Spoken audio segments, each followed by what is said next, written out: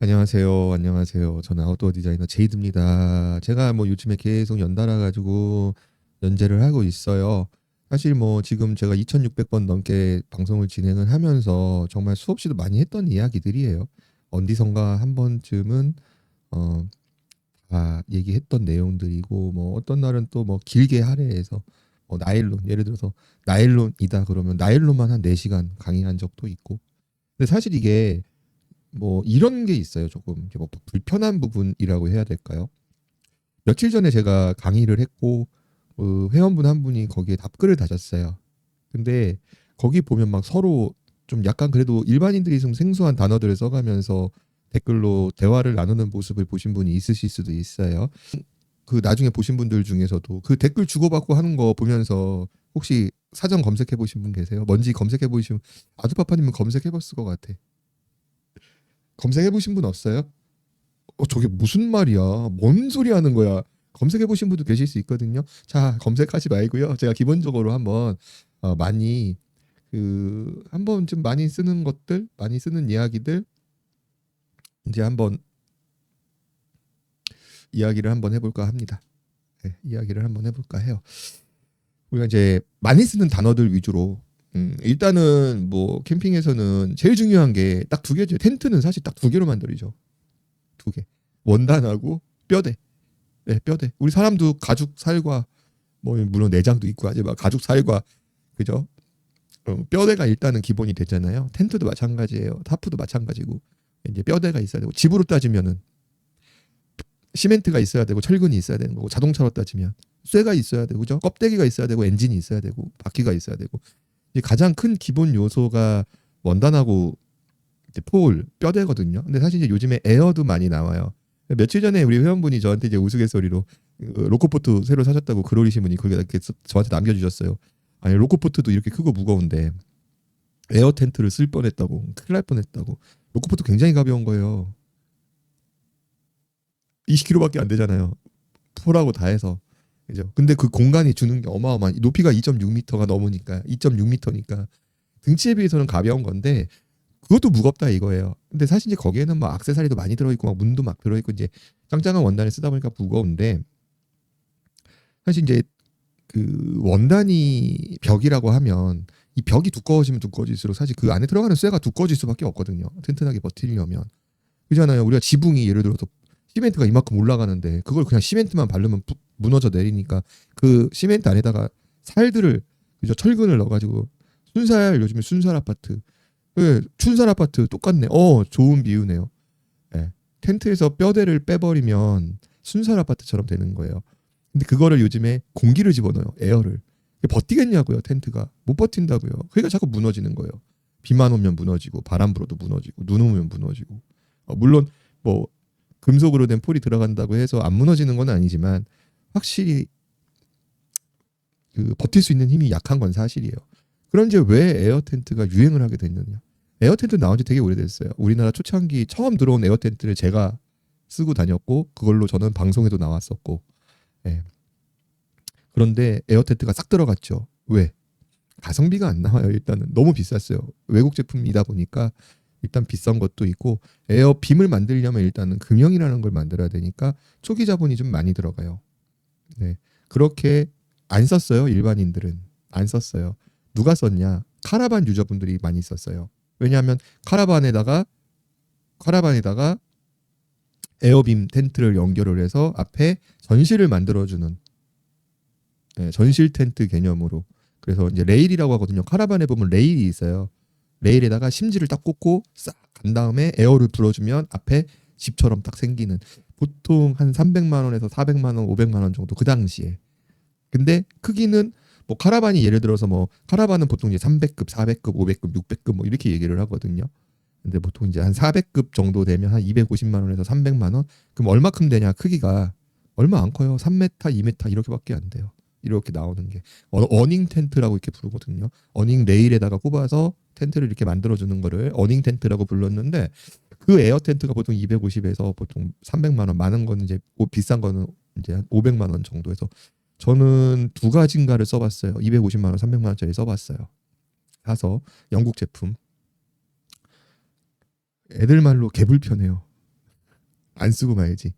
그래서 그 당시에 한 10년 전에 에르젠 대표님이 저한테 이제 제안을 주셨어요. 같이 한번 만들어 보지 않겠냐. 근데 제가 반대했어요. 펄쩍 뛰었어요. 난 안 하겠다. 난 에어 텐트는 때려 죽여도 안 만들 거다. 왜? 저는 그보다 더 오래 전에 초창기 13년 전에 에어 텐트를 만들려고 했다가 제가 그걸로 방송에 나왔어요. 공중파 방송에 나왔었는데 양심에 찔려서 못 팔겠더라고요. 못 만들겠더라고요. 예, 이거는 아니다. 이거는 불편하고 에어라서 더 편할 것 같은데 더 불편하고 그 다음에 텐트의 구실을 제대로 못하고 그래서 제가 공동 제작 취소를 한 적이 있었는데 몇 년 있다가 에르젠 대표님이 한번 해보지 않을래요라고 해서 저한테 이제 샘플 자료랑 이런 걸 보내줬을 때 제가 안 한다 그랬어요. 왜냐하면 제가 이제 계속 말씀을 드렸어요. 에어빔의 단점에 대해서. 그래서 에르젠에서는 폴 알루미늄 폴이 들어간 어닝 텐트로 출시가 돼요. 에어빔이 아니라. 그래서 대박을 쳤어요. 그 중에 하나를 제가 갖고 있어요. 제가 에르젠 대표님한테 하나 싸게 받았어요.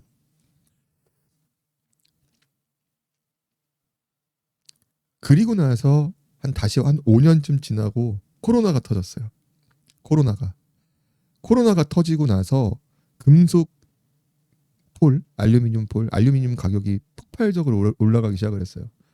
그래서 DAC랑 연한이랑 이런 아웃도어 업체들이 굉장히 큰 수혜를 본 거죠. 왜냐하면 여러분들 아시잖아요. 그때 텐트 없어서 못 샀잖아요. 죄다 캠핑 나가니까. 저는 그 당시에 예측을 잘못했어요. 코로나가 터지면 캠핑을 안 가실 줄 알고 재고 정리를 다 해버렸거든요. 근데 반대로 가더라고요. 그래서 제가 시장 예측을 잘못해서 큰 손해를 본 적이 있었는데 금속폴 수급이 안 되기 시작을 했어요. 그러니까 돈을 들고 공장 앞에 가서 기다려도 폴이 없어요. 그래서 저도 텐트를 많이 못 만들었어요. 원래 라치투름이 150동이 덜 들어왔고요. 블랙제이드가 200동이 덜 들어왔어요. 폴을 못 구해서. 그래서 제가 엘레강스를 만들면서 사재기를 한 거예요.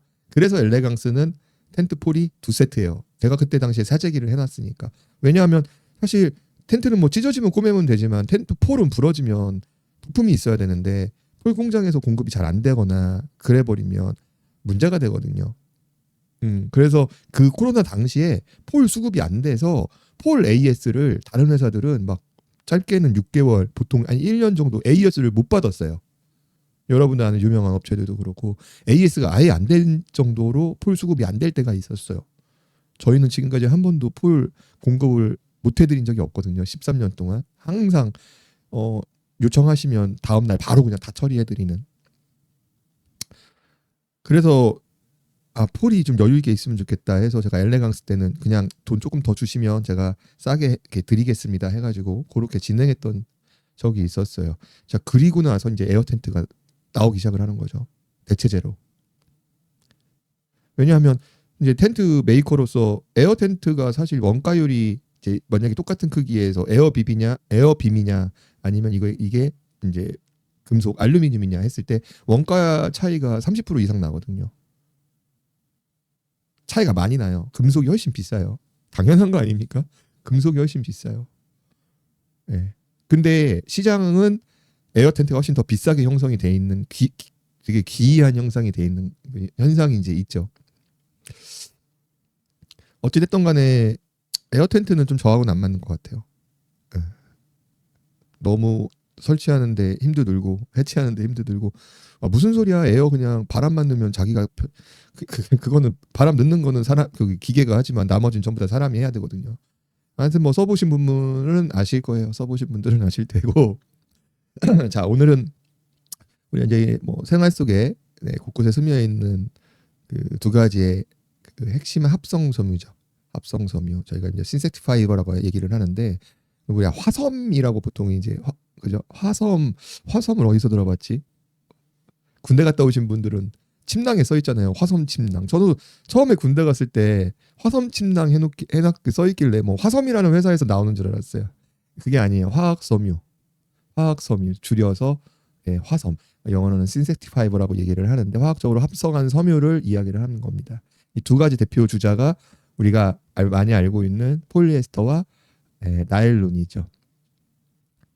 사실 제품 만드는 디자이너나 뭐 이런 뭐, 그 소재 기획자라고 하나요? 이제 이런 사람들이 가장 고민을 많이 해요. 제품 만들 때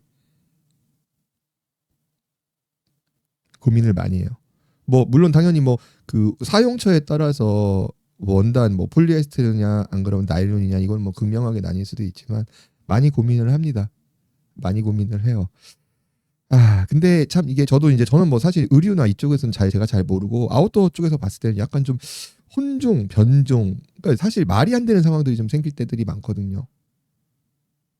그래서 오늘 이야기를 나누면서 한번 찬찬히 한번 이야기를 해볼 건데 사실 이게 두 차이점을 명확히 우리가 이해하고 알아야 최종적인 제품의 가격이라든지 품질이라든지 판매 스킬, 판매 세일즈 스킬이라든지 다 달라지잖아요. 영향이 굉장히 많이 미치거든요. 네. 그래서 뭐 사실 이것 때문에도 브랜드의 가치가 확 변하는 경우가 있어요. 지금도 올캠핑이 약간 지금 이쪽으로 많이 기울어가고 있거든요. 왜냐하면 제가 어느 순간부터 저희는 원래 면텐트 전문 회사였어요. 예전부터 면텐트로 시작을 했어요. 그러다 잠깐 폴리텐트로 갔다가 이제 사실 이제 폴리텐트로 가서도 그 안에는 면온방을 저희가 집어넣으면서 이제 약간 혼종으로 하이브리드로 이렇게 만들기도 하고 계속 그러다가 지금은 딱 나일론과 TC 면 혼방을 주로 사용하는 그런 이제 회사의 정체성을 좀 나타내고 있는데 하여튼 뭐 겉으로 보이기에는 비슷해 보이지만 자세히 들여다보면 전혀 다른 매력을 가진 두 제품입니다. 폴리에스터와 나일론. 한번 시작을 해볼게요. 우리가 이제 대부분 여러분들이 PT병이 없다. PT병 사진을 다운을 안 받았다. 자, 여러분들이 그 우리가 이제 흔히 접할 때 폴리에스터라고 얘기를 하는 건 이제 PET예요. PET. 줄여서 PET. 이제 이거를 우리가 뭐 영어로 이야기하면 텔레프탈산, 뭐 에틸렌 글리콜, 뭐 이렇게 뭐 해가지고 뭐 길어요. 우리가 그거 다 우리가 뭐 화학과를 나온 것도 아니고 고분자 화학 뭐 이런 뭐 공대를 나온 것도 아니고 이거를 다 외울 필요는 없죠. 그죠? 텔레프탈산 그다음에 뭐 에틸레이콜 이렇게 섞어가지고 만드는 거 이제 그 PET라고 얘기를 하는데 그냥 PT병 할 때 그냥 PT병 할 때 PET라고 하면 돼요. 정확하게 이제 PT는 아니에요. PT병 하면 PET병이라고 쓰는 게 맞기는 한데 PT병이에요. 그 외에도 이제 PTT라는 게 있어요. 그러면 아까 그 제가 그 PET 같은 경우에는 텔레프탈산 그다음에 뭐 그거하고 에틸렌 글리콜하고 이거를 뭐 결합해 가지고 만든 이제 합성성이라고 얘기를 하는데 PTT는 트리메틸렌 글리콜이라고 하나 이거하고 그다음에 그 이걸 기반으로 하는 하여튼 그 폴리에스터가 있는데 이거는 제가 이따가 뒤에 뭐 차차 좀 자세하게 한번 이야기를 나누기로 하고 그다음에 이제 PET, PPT 그다음에 PBT 이거는 이제 부틸렌 글리콜이라고 하는 그 재료를 기반으로 하는 폴리에스터예요. 그러면은 지금 제가 세 개를 말씀을 드렸거든요. 세 개. 그죠? 세 가지를 원료로 각각 하는 그다음에 PET, PPT, 그다음에 PBT가 있는데 그러니까 PTT하고 PBT는 주로 이제 탄성 소재 있죠. 탄성 소재. 제가 되게 잘 쓰는 단어가 있어요. 탄성, 엘라스틴, 엘라스틱이다. 엘라스틱. 우리 엘라스틴 하세요. 머리에 탄성을 그죠? 머리에 윤기를 끈기를 린스 광고 보시면 엘라스틴 하세요. 탄성이거든요. 사실 이제 섬유 쪽에서도 이 엘라스틱이라는 단어가 되게 굉장히 많이 나와요. 근데 주로 이제 이게 영어가 좀 많이 영어 단어들이 많이 나와가지고 그러니까 늘어나고 다시 줄어드는 그런 성질을 가진 소재를 저희가 이제 탄성 소재라고 많이 부르거든요. 탄성 소재 이제 많이 부르는데 이게 이제 PTT와 PBT라고 해서 이건 이제 사실 이제 두폰에서 이제 많이 나오는데 이제 또 재밌는 게 또 두폰에서 나오는 PTT는 보통 이제 우리가 뭐 이런 폴리에스테르를 만드는 주 원료가 석유 아닙니까? 석유를 뽑아내서 만든다고 알고 있는데 두폰에서 나오는 PTT는 네 옥수수로 만들어요. 예. 아니 요거는 제가 이따가 뭐 후반부에 이제 얘기를 하기로 하고 이제 우리가 이제 나일론에 대해서 좀 이야기를 해보면 우리가 이제 나일론 같은 경우에는 제가 예전에 아주 많은 시간을 할애해서 방송 강의를 진행을 좀 했었어요. 사실 캠핑을 하시는 분들은 사실 이거는 조금 알고 가시면 좋아요.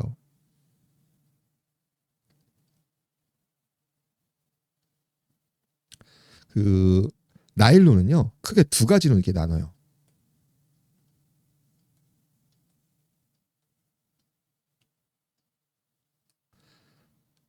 N, 싱글 6와 N 더블 6예요. 이걸 이제 66이라고 제가 얘기했잖아요. 66이라고 읽으면 믿고 걸으세요. 예, 여기다 이제 콤마를 찍었잖아요. 사실 이거 66이라고 읽으면 안 돼요. 더블 6라고 이렇게 읽어줘야 되는 게 정확히 이제 맞는 표현인데 왜 더블 6로 읽어야 되냐?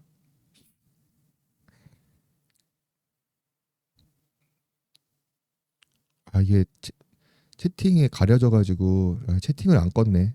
조졌네. 채팅도 안 올라오는데 채팅을 띄워놓고 화면을 다 가리고 있었네. 잠시만 죄송합니다. 아 우리 또 한 분 보고 계시니까 제가 또 한 분을 위해서라도 제가 이제 한 분을 위해서라도 열심히 한번 떠들어 보도록 하겠습니다. 나일론은 이제 1930년대에 미국의 그 화학자 굉장히 유명하죠. 아 아드파파님 듣고 계시는구나. 감사합니다. 월리스 캐더러스라는 이제 천재 화학자죠. 천재 화학자. 미국의 유명한 천재 화학자. 이제 사실 이분이 이제 하버드 교수기도 했고 두폰 연구소에서 이제 개발을 한 거예요. 연구소에서. 네. 그래서 이제 그 사실 캐러더스가 만든 게 나일론도 캐러더스가 만들었고요. 여러분들. 테프론. 그다음에 뭐 폴리에스테르 이쪽에 다 발을 담그고 계시는 천재 화학자예요. 근데 나중에 이분이 우울증이 옵니다. 그래서 뭐 갑상선 쪽에 좀 뭐 문제도 좀 있고 막 이런 그러니까 아무래도 화학약품을 좀 많이 만져가지고 좀 후유증에 시달리지 않았나 뭐 그런 상상을 좀 해보고요. 캐러더스가 이제 우리가 이제 중합체라고 얘기하는데 폴리머거든요. 폴리머. 이게 중합체라는 새로 그 당시에는 이제 우리는 지금 뭐 폴리머는 되게 뭐 리튬 폴리머 이게 가지고 뭐 그죠 되게 많이 고분자 화학에서 많이 들어봤어요. 상식적으로 많이 들어본 그러니까 중합체라는 건데 그쵸 진짜 예 그래요. 네네. 하여튼 이렇게 얘기하다가 또 계속 셉니까 내가 지금 진행을 해보겠습니다. 그래서 그분 그쪽에 이제 판 거예요. 그래가지고 이거를 연구를 하다 보니까 여러 개의 작은 분자가 반복적으로 연결된 거대한 분자. 이제 보통 이제 우리가 작은 분자를 단량체라고 얘기를 해요. 단량체라고 얘기를 하는데 이거를 계속 연결적으로 배치를 하면 고분자가 될 수 있다라는 거를 이제 이분이 딱 안 거예요. 이야, 뭔 소린지 하나도 모르겠지. 근데 저도 보면은 뭐 대충 뭐 단량체 배웠고 뭐 그죠? 그다음에 복합 뭐 그야 고분자 배웠고 폴리머 배웠고 이거는 뭐 고등학교 수준이니까 어찌됐던 간에 무슨 얘기냐면 그냥 주먹 모았더니 그죠 조직이 됐더라. 막강한 파워에 우리 조직이 됐더라. 이제 이렇게 이해를 하면 되는 거죠. 그래서 캐러더스가 다양한 고분자를 합성하는 실험을 계속을 했고 이제 그 결과 딱 하다 보니까 헥사메틸디아민이라고 하죠. 헥사메틸디아민과 아디푸산 요 두 가지 화학 물질을 딱 반응을 시켜가지고 네, 나일론을 만드는데 성공을 한 거예요.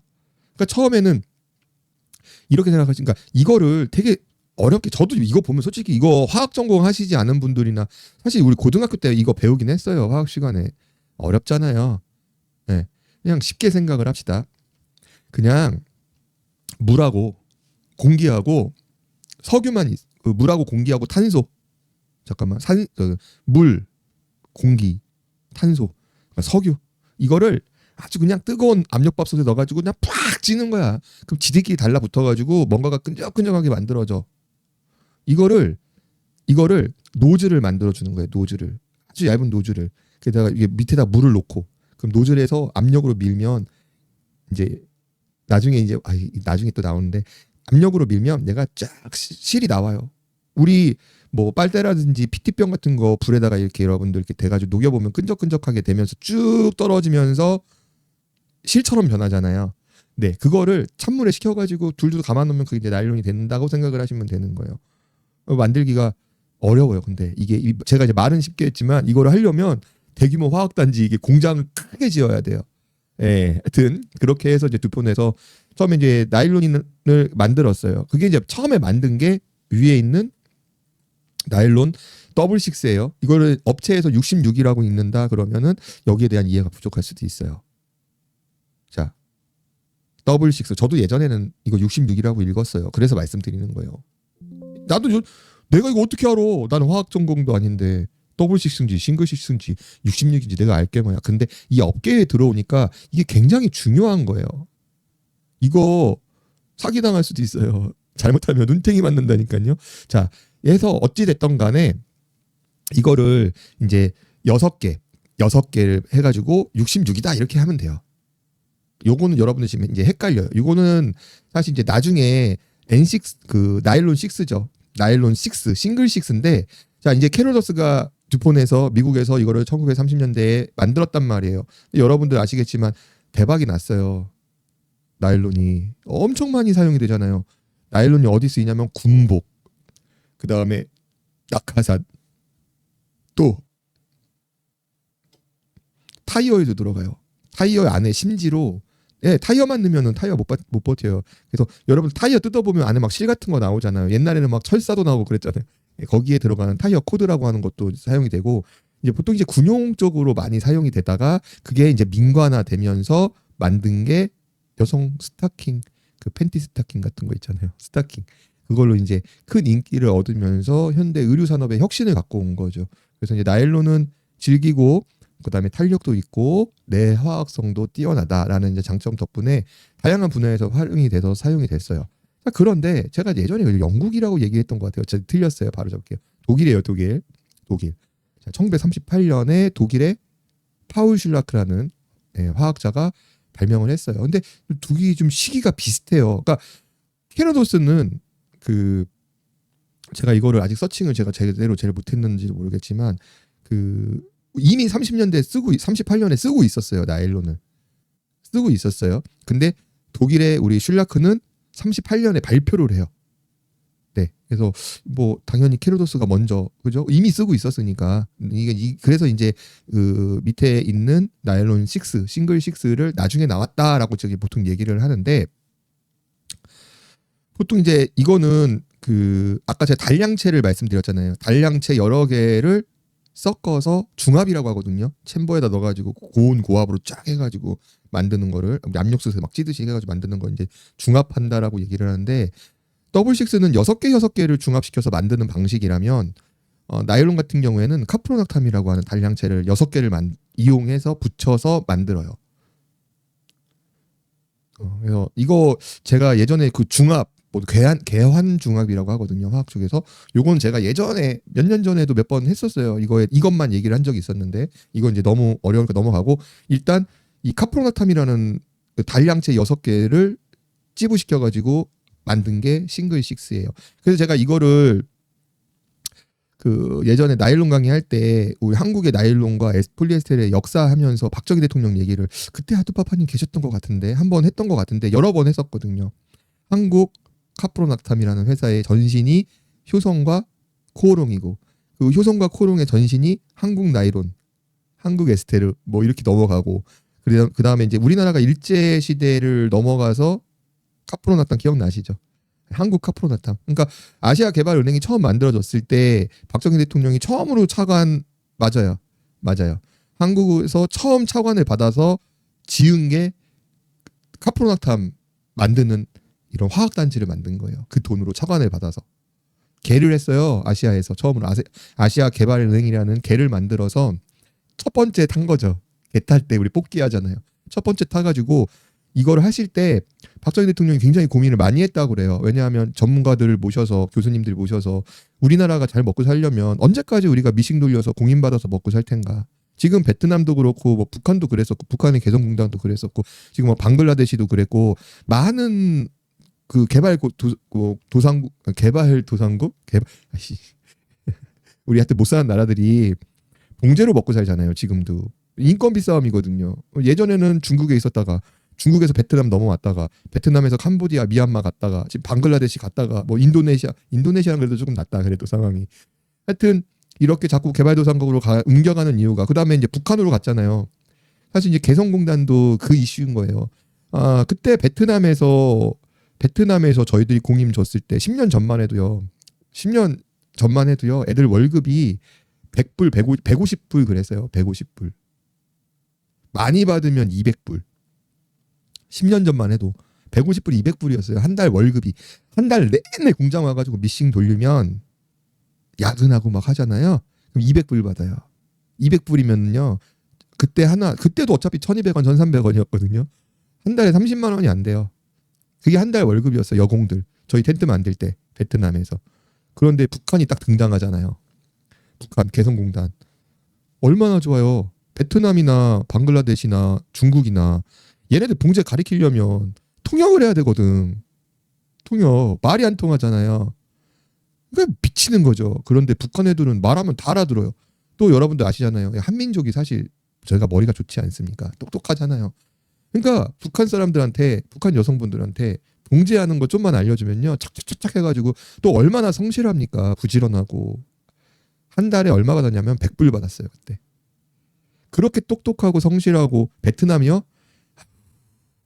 여기 중국이나 베트남 가보세요. 물론 열심히 해요. 한국 사람보다 열심히 하는 데가 없어요. 그런데 그렇게 해도 베트남에 반밖에 안 돼요, 월급이. 그러니까 우리나라 봉제하시는 분들이 전부 다 개성으로 간 거예요. 그런데 김정은이 그냥 문 닫아버렸잖아요. 그러니까 난리가 난 거죠. 제품 가격이 올라갈 수밖에 없는 거죠. 그때 상황이 이거랑 맞물리는 거예요. 그래서 저는 예전에 우스갯소리로 통일이 되면 나는 무조건 북한으로 갈 거다. 네, 그런 얘기를 했던 적이 있었는데, 아시아개발은행을 창립 멤버로 들어갔고, 거기에서 박정희 대통령이 고민했던 게 언제까지, 왜냐하면 그 당시에 60년대 70년대 전 세계 봉제 산업을 한국이 다 가지고 있었거든요. 그러니까 우리 엄마 세대, 우리 이모 세대, 고모 세대 전부 다 봉제 공장 가서 미싱 돌리면서 야학 다니면서 그렇게 대한민국이 성장하지 않았습니까? 박정희 대통령이 사실 잘한 건 그거예요. 그러면 국민들이 과연 저 남이 주는 옷만 만들어서 그러지 말고 저 옷에 들어가는 저 원단, 원단이 옷이네. 저 원단을 만들어야 되면 실이 있어야 돼. 그 실을 만들려면 재료가 필요하잖아. 그 재료를 우리가 만들자. 그럼 우리가 재료를 만들어서 재료도 팔아먹을 수 있고, 그 재료로 실을 만들어서 실을 팔아먹을 수도 있고, 그 실을 짜서 재직을 해서 원단을 팔아먹을 수도 있고, 봉제도 할 수 있고, 우리가 돈을 많이 벌 수 있다. 그때 박정희 대통령은 큰 고민을 하세요. 왜? 싱글 식스를 할 것이냐, 더블 식스를 할 것이냐. 실제로 고민을 하십니다. 본인이, 예, 물론 본인이 고민했다는 거는 내용은 알고 계시겠죠. 그래서 자문을 구해요. 우리나라의 그 천재 화학자, 저희 나라도 천재 화학자가 있습니다. 굉장히 유명하신 박사님이세요. 그분께 자문을 구합니다. 그랬을 때 그 박사님께서 싱글 식스를 추천을 해요. 왜? 얘는 설비가 너무 많이 들어가요. 복잡해요.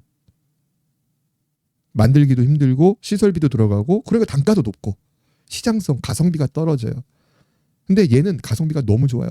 그래서 박정희 대통령께서 싱글 식스로 결정을 하고, 저기 울산이에요, 포항이에요, 하여튼 저 경상도 쪽에 화학단지를 세웁니다. 그게 지금까지 이어져서 한국, 이제 그게 원래 국영기업이었어요. 국영기업이었다가 그거를 이제 시간이 지나면서 그 민간에게 뭐라고 표현해야 되지? 민간에게 넘겨요. 그걸 받아가지고 한 대가 여러분이 알고 있는 효성과, 네, 효성과 코롱. 예. 이 두 업체가 원래 이름이 옛날에는 뭐 한국나이롱 뭐 이렇게 했었거든요. 대한 뭐 에스테르 뭐 이런 식으로. 하여튼 그렇게 했는데 거기서 이제 지분이, 그래서 대주주예요, 둘 다, 효성하고. 그래서 한국 카프로낙탐에서 정량 생산을 해서 대한민국은 더블 식스를 만들지 않습니다. 대한민국은 싱글 식스만 생산을 합니다. 이거를 알면 좋은 거, 국산 더블 식스예요 라고 했을 때 한번 여러분들 의심을 해봐야 된다는 거예요. 실제로 의심스러운 사례들이 많아요. 그러니까 나일론 싱글 식스가 그 더블 식스보다 사실 거의 다 비슷해요. 거의 다 비슷한데 뭐가 하나가 낫냐면 그 유리 전이 온도죠. 글래스 트랜지션 템퍼처라고 하는 유리 전이 온도가 사실 좀 낮아요. 제가 이제 예를 들어서 예전에 여러분들 녹는점하고 유리 전이 온도하고 사실 틀려요.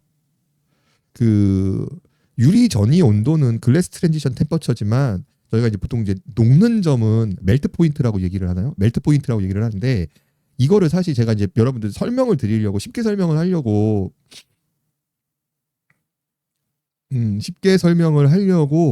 제가 예전에 뭉뚱그려서 얘기를 했는데, 정확한 거는 예를 들어서 이 친구는 녹는 점이 255도예요. 근데 이 친구는 뭐 220도예요. 이렇게 해서 차이가 나요. 녹는 점은. 그죠? 그러면 이제 저희가 이제 TG 온도라고 하는 게 왜 중요하다고 하면 사실 이거는 생산성의 문제이기도 한데 저희 봉제하고 텐트 만드는데 가장 중요한 건 사실 녹는 점은 뭐 260도든 250도든 뭔 상관이야. 우리가 일상생활에서 접할 수 없는 온도잖아요. 그렇죠. 근데 이 TG 온도가 중요해요. 왜냐하면 나일론은요, 이 TG 온도가 낮아요. 어떤 거는요, 한 40도에서요, 보통 80도 사이에 있어요. TG 온도가. 그러니까 이게 물성이 변하는 온도예요. 물성이 변하는 온도. 그러니까 딱딱한 유리의 상태에서 유연한 고무의 상태로 변하는 온도. 이거를 정확히 이제 유리 전이 온도, TG의 온도라고 얘기하면 될 것 같아요. 그러니까 제가 이거를 예전에는 사실 이제 우리가 이제 멜트 포인트라고 해서 뭐 TM이라고 많이 부르거든요. 그러니까 TM을 제가 혼용해서 그냥 말씀을 드리는 건데 오늘은 이 워딩도 제가 정확히 나눠서 말씀을 드릴게요. 왜 40도에서 80도 이게 중요하냐면 나일론을 저희가 그러니까 예를 들어서 지금 쓰고 계신 르네상스 바로크나 뭐 빅토리아 플라이 풀커버 봉제할 때 바늘이 뜨거워지거든요. 그럼 이제 구멍이 나버리는 거예요. 실이 녹아버리거든요. 구멍이 나면 안 돼요. 원래 실은 약간 벌어져야 된다고 말씀드리잖아요. 벌어져서 나오면 다시 이게 오므라 들어가야지 되는 건데 이 상태로 그냥 끊어져 버리는 거예요. 섬유가 그냥 녹아가지고. 그러면은 완전 꽝이니까. 근데 텐트나 쉘터는 그죠? 원복이 되어야 되는데 심테이프를 바르니까 사실 상관은 없어요. 상관은 없어요. 사실. 그죠? 근데 이게 사실 꽤 많은 영향을 미쳐요. 예를 들어서 실이 한 가닥이 그냥 녹아가지고 그러니까 유리 전이 온도예요. 그냥 사실 이렇게 돼서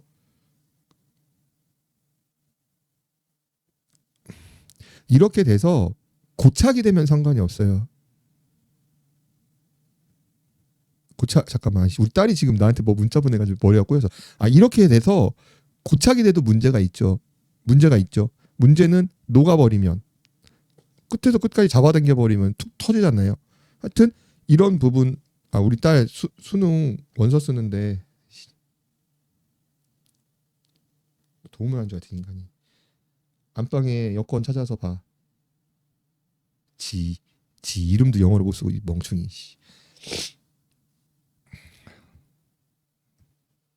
잠시만요. 나 진짜.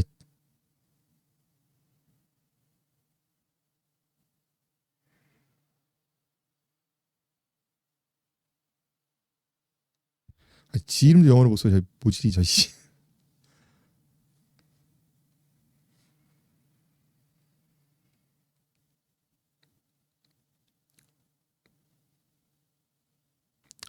그래서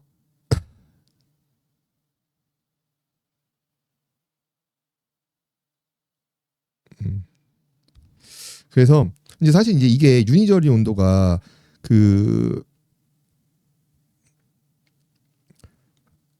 이 온도 이하에서는 이제 고분자 사슬이 거의 움직이지 않죠. 분자 사슬이 움직이지 않으니까 단단하고 부서지기 쉬운 상태를 유지를 하는 건데 일단 이 사슬이 열이 가해지면서 활발하게 움직이니까 이제 유연해지는 거죠. 그래서 보통 이제 유리전이 온도라고 하는 게 나일론 같은 경우에는 40도에서 80도 사이에 있고요. 그런데 이제 폴리에스테르 같은 경우에는 70도에서 80도 사이에 있어요. 그래서 폴리에스테르가 아무래도 봉제 쪽에서는 좀 뭐라고 얘기를 해야 되지? 예를 들어 플라스틱 부품을 만들어요. 우리가 자동차 뭐 다시방을 만들어요. 대시보드를 만드는데 이게 유리 전이 온도가 낮으면 말캉하니까 만들기는 성형성은 좋아요. 근데 온도가 높으면 높을수록 사실 더 많은 열을 가해야지 만들 수가 있으니까 제작이 용이하진 않으니까 단가도 올라가고 여러 가지 부분들도 있어요. 그런데 이제 방실 봉제 쪽만 봤을 때는 나일론이 만들기 되게 불편해요. 원단 자체가 유리전이 온도 때문에 이제 그래요. 그래서 저희가 이제 제가 말씀드렸듯이 이 유리전이 온도를 그러니까 그 바늘의 온도를 떨어뜨려주기 위해서 바늘에다가 테프론 처리를 해요. 흔히 알고 있는 그냥 그 테프론, 바늘에다가 발라요. 그러면은 마찰이 줄어들잖아요. 마찰이 줄어드니까 바늘이 뜨거워지는 거를 예방하는 거죠. 사실 40도에서 80도면 충분히 올라갈 수 있는 온도거든요. 유리 전이 온도가. 그죠? 40도는 뭐 이렇게 저 있게 40도다 이게 아니고 최한 이제 40도에서 보통 80도 번위에 있습니다. 그러니까 만약에 뭐 저희가 유리전이 온도가 뭐 70도다. 그러면은 뭐 태양빛 밖으로 70도까지 올라가는 경우가 있긴 있죠. 그럼 늘어나는 거죠. 늘어나는 거죠. 그런데 또 재밌는 거는 나일론 같은 경우에는요. 그러니까 스타킹 같은 거 늘어나거든요. 그 스타킹 그래서 찬물에 빠르라고 하는 거예요. 나일론 제품들이 원래 온수로 빨면 안 돼요. 온수로. 그러니까 뭐 여러분 나일론 팬티나 이런 것들 잘못 빠려가지고 뜨거운 물 잘못 삶으면 큰일 나요. 근데 또 이것도 줄어들게 하는 또 팁도 있어요.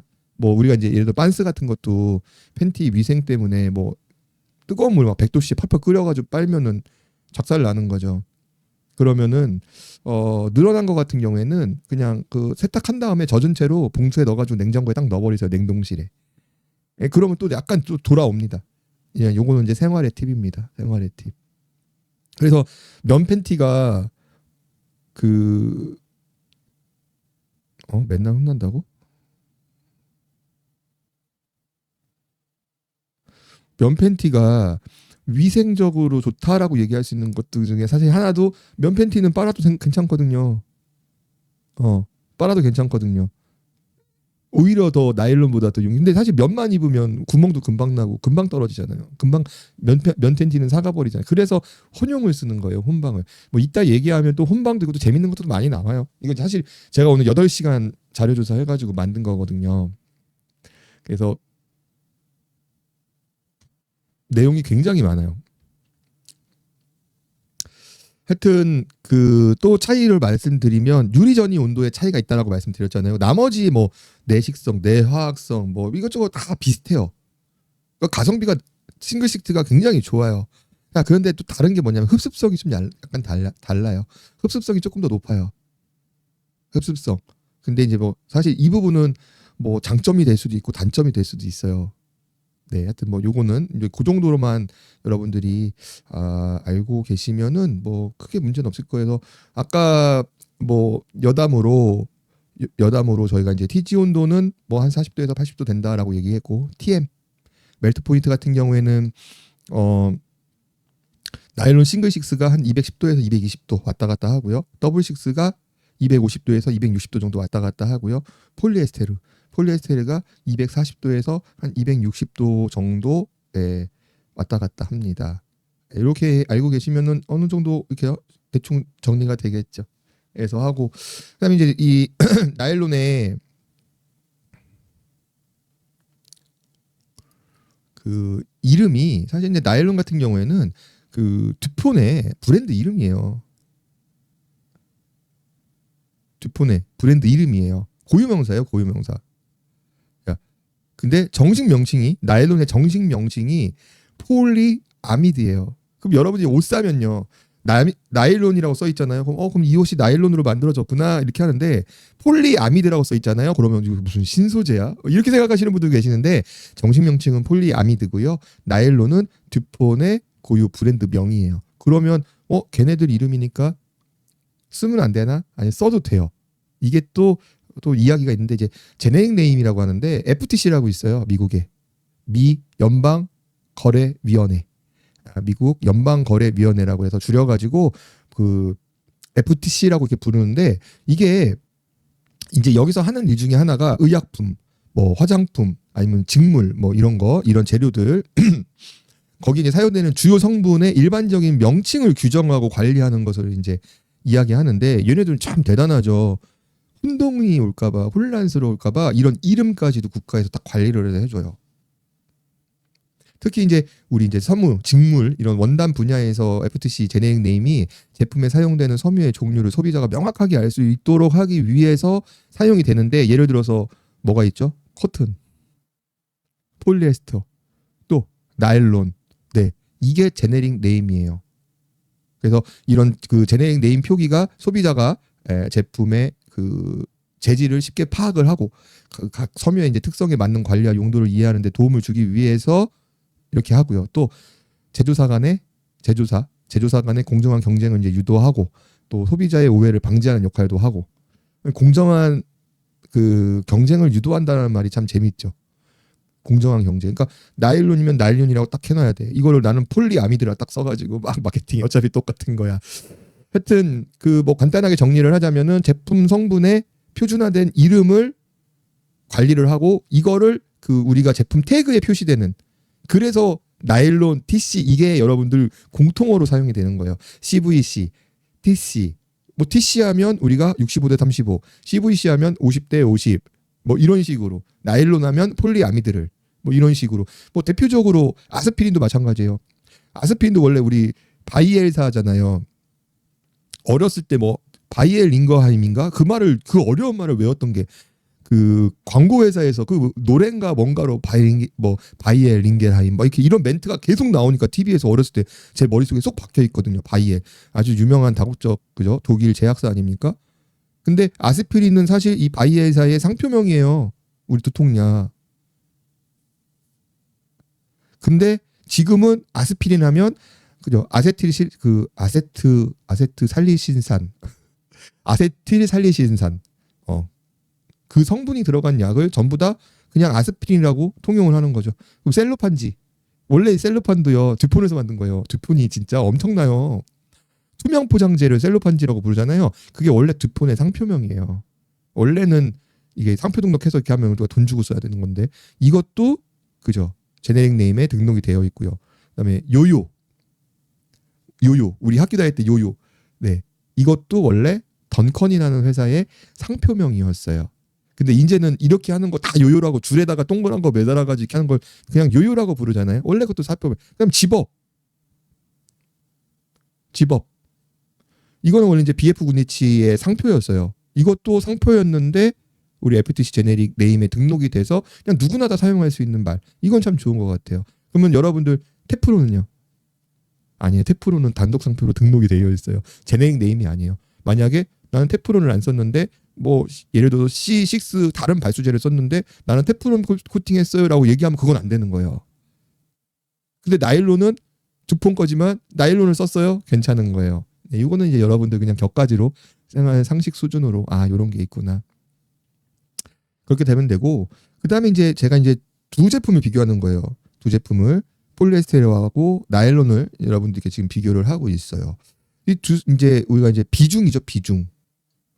우리 나일론과 폴리에스테르의 비중이 한 20% 정도 차이가 나요. 그 폴리에스테르의 비중이 1.39예요. 폴리에스테르는 1.39고요. 나일론은 1.14예요. 그래서 한 약 20%의 비중 차이가 납니다. 그러니까 이게 같은 굵기의 원사로 만든 원단이라면 폴리에스테르가 나일론보다 20%더 무겁다는 얘기를 하는 거예요. 저처럼 막 텐트 만들고 막 자켓 무거운 가벼운 자켓 같은 거 만들고 막 예를 들어서 그냥 뭐 쉽게 말씀드리면 방탄조끼를 만드는데 그죠? 이왕이면 가볍게 만들면 입는 사람이 편하잖아요.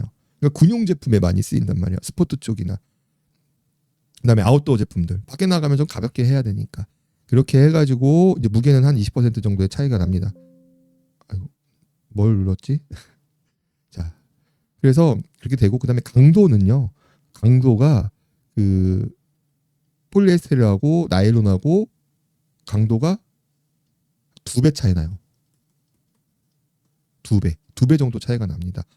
그러니까 더 나일론이 2배 이상 더 질기다고 보시면 될 거예요. 그래서 이제 딱 비슷한 스펙의 원단에서 경량으로 이제 만들기도 좋고 마모 강도도 좋고 그래서 보통 이제 가방에도 많이 쓰이고. 네, 안녕하세요. 그래서 그 얼마 전에 제가 그 난로 가방 했었을 때 그 이름이 뭐였죠? 그게 무슨 난로였죠? 이름도 기억났네. 우리 제 지인분이 선물해 주신 그 난로 가방이 코드라 원단으로 만들어져 있다고 그 택이 붙어 있었잖아요. 이 코드라가 그죠? 그 폴리된다. 가방 용도로 만들려고 만든 이제 원단 중에 또 하나고. 그다음에 이제 신축성 같은 경우에는 뭐 물론 에스테르도 좋은데 한 30% 정도 나와요. 신축성. 네. 뭐 탄성도 좋고 신축성도 좋고 뭐 줄어드는 성질, 늘어나는 성질이 한 폴리에스테르하고 한 30% 정도 차이가 납니다. 근데 사실 이게 아웃도어에서는 이게 단점이에요. 장점은 잘 늘어나고 잘 줄어든다는 거는 사실 그만큼 더 질기다는 얘긴데 우리가 텐트나 타프를 쳤었을 때 각이 잘 나옵니다. 왜냐하면 쫙쫙 당겨가지고 각을 잡을 수가 있어요. 지우 아버지도 어서 오시고요. 사람들이 한결같아야지 말이야. 근데 오늘 제가 방송 시간이 좀 늦어가지고 양해를 부탁을 드릴게요. 나중에 보시는 분들도 제 방송으로 좀 보시면 또 좋은 이야기가 되니까. 텐트 타프 칠 때 사실 나일론이 장점도 돼요. 우리가 팩도 박을 때 예를 들어 원단을 우리가 네모나게 잘랐어요. 여기서 우리가 팩을 이렇게 당겨가지고 당기면 나일론은 늘어나거든요. 각이 이쁘게 나와요. 그죠? 쳐보셨죠? 써보셨죠? 그런데 우리가 폴리에스테르 같은 경우에 딱 정해져 있단 말이에요. 더 이상 안 늘어나요. 당겨도. 그럼 당겨도 안 늘어나면 여기는 울 수가 있는 거죠. 그래서 제품 만들 때 되게 날렵한 이미지, 막 칼각, 막 해가지고 착착 쫀쫀하게 막 제품을 이쁘게 만드는 것도 사실 이제 나일론. 그래서 이제 디자이너들이, 기획자들이 만들 때 이걸 고민하는 거죠. 이거는 그냥 그 형태를 유지를 해야 된다. 아니면 얘는 우리가 또 원하는 기능이 있을 것이다. 그게 이제 나일론과 폴리의 이제 이런 신축성 차이라고 보시면 돼요. 그래서 이거는 한 폴리하고 나일론하고 한 30% 정도 이렇게 됩니다. 그리고 이제 가격인데 솔직히 궁금하셨죠? 폴리하고 나일론 가격 궁금하지 않아요? 제가 뭐 사실 제품 스펙이나 여러 가지 상황에 따라서 가격은 다 달라요. 가격은 다 다른데 보통 그냥 우리가 이제 폴리가 있고 나일론이 있다라고 했었을 때 한 30% 정도 더 비싸요. 30% 정도 더 비싸다고 보시면 돼요. 그래서 우리가 뭐 텐트를 만들 때가 10만 원이 들어갔다, 얘는 한 13만 원 들어간다고 보시면 돼요. 근데 사실 시중에서 가격을 보면 거의 2배까지 차이가 나요. 제품 가격으로 봤을 때는 폴리와 나일론이. 물론 원가율로 봤을 때는 한 30% 사이지만, 근데 아까 말씀드렸다시피 봉제를 할 때도 나일론 같은 경우에는 바늘 온도도 더 체크를 해야 되는 거고 심테이프 온도도 더 체크를 해야 되는 거고 좀 까다롭게 되는 거고, 그 다음에 우리가 이제 캠핑 갔을 때 캠핑 원단에 이거 접목하면 조금 더 복잡해지는데, 엊그저께 그분이 굉장히 혁이 아빠님이 굉장히 전문가세요. 우리나라 섬유 쪽에서 굉장히 유명하신 분인데 그분이 코팅 전문이거든요. 제가 알기로는 예전에 그 힐레베르그 원단도 그분이 제작할 때 들어가신 걸로 알고 있는데, 어찌됐던 간에 저희가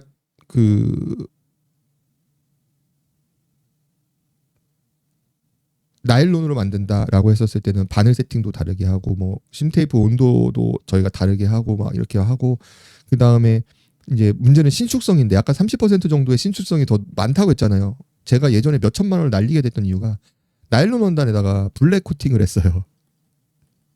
블랙 코팅을 했어요. 흔히 말하는 블랙 피그먼트 코팅, 암막 코팅을 했단 말이에요. 그러면 물성이, 코팅은 폴리우레탄이 붙잖아요. 밑에 PU가. 얘는 나일론이에요. 나일론은 엄청 잘 늘어나요. 근데 얘는 얘만큼 안 늘어나요. 이게 어떤 일이 생기냐면 타프로 쓰니까 한낮에는 막 온도가 올라갔다가 저녁 때는 온도가 떨어졌다가 사람들이 막 팩 박는다고 쫙쫙 당겼다가, 그러니까 원단은 자꾸 늘어나고 줄어들었다 하는데 얘는 같이 늘어나지 못하고 같이 줄어들지 못하니까 박리가 생기는 거예요. 박리. 근데 예전에 제가 라미네이팅 코팅이라고 말씀드렸잖아요. 여기를 전체로 필름으로 붙이는 경우가 있어요. 근데 필름으로 붙였을 경우에는 이렇게 박리가 생기면 다 떨어져 버려요. 그러니까 여러분들 타프 쓰실 때 사실 이런 라미네이팅으로 된 텐트는 좀 조심하셔야 돼요. 그러니까 텐트는 좀 덜한데 타프는 좀 조심하셔야 돼요. 예, 하나가 가속이 되면 다 떨어져 버려요. 우리 예전에 책 같은 거 끝에 이렇게 한 다음에 쫙 뜯으면은 비닐하고 셀로판지하고, 셀로판 아까 얘기했잖아요. 두폰에서 만든 셀로판지하고 책 종이하고 딱 떨어지잖아요. 코팅된 게. 그게 라미네이팅 기법이에요. 실제로 근데 많이 판매를 해요. 시중에서. 타프 같은 경우에도. 그게 방수력이 좋고요. 만들기가 좋고요. 그다음 제품이 균일해요. 코팅보다도 더 쉬워요. 만들기가.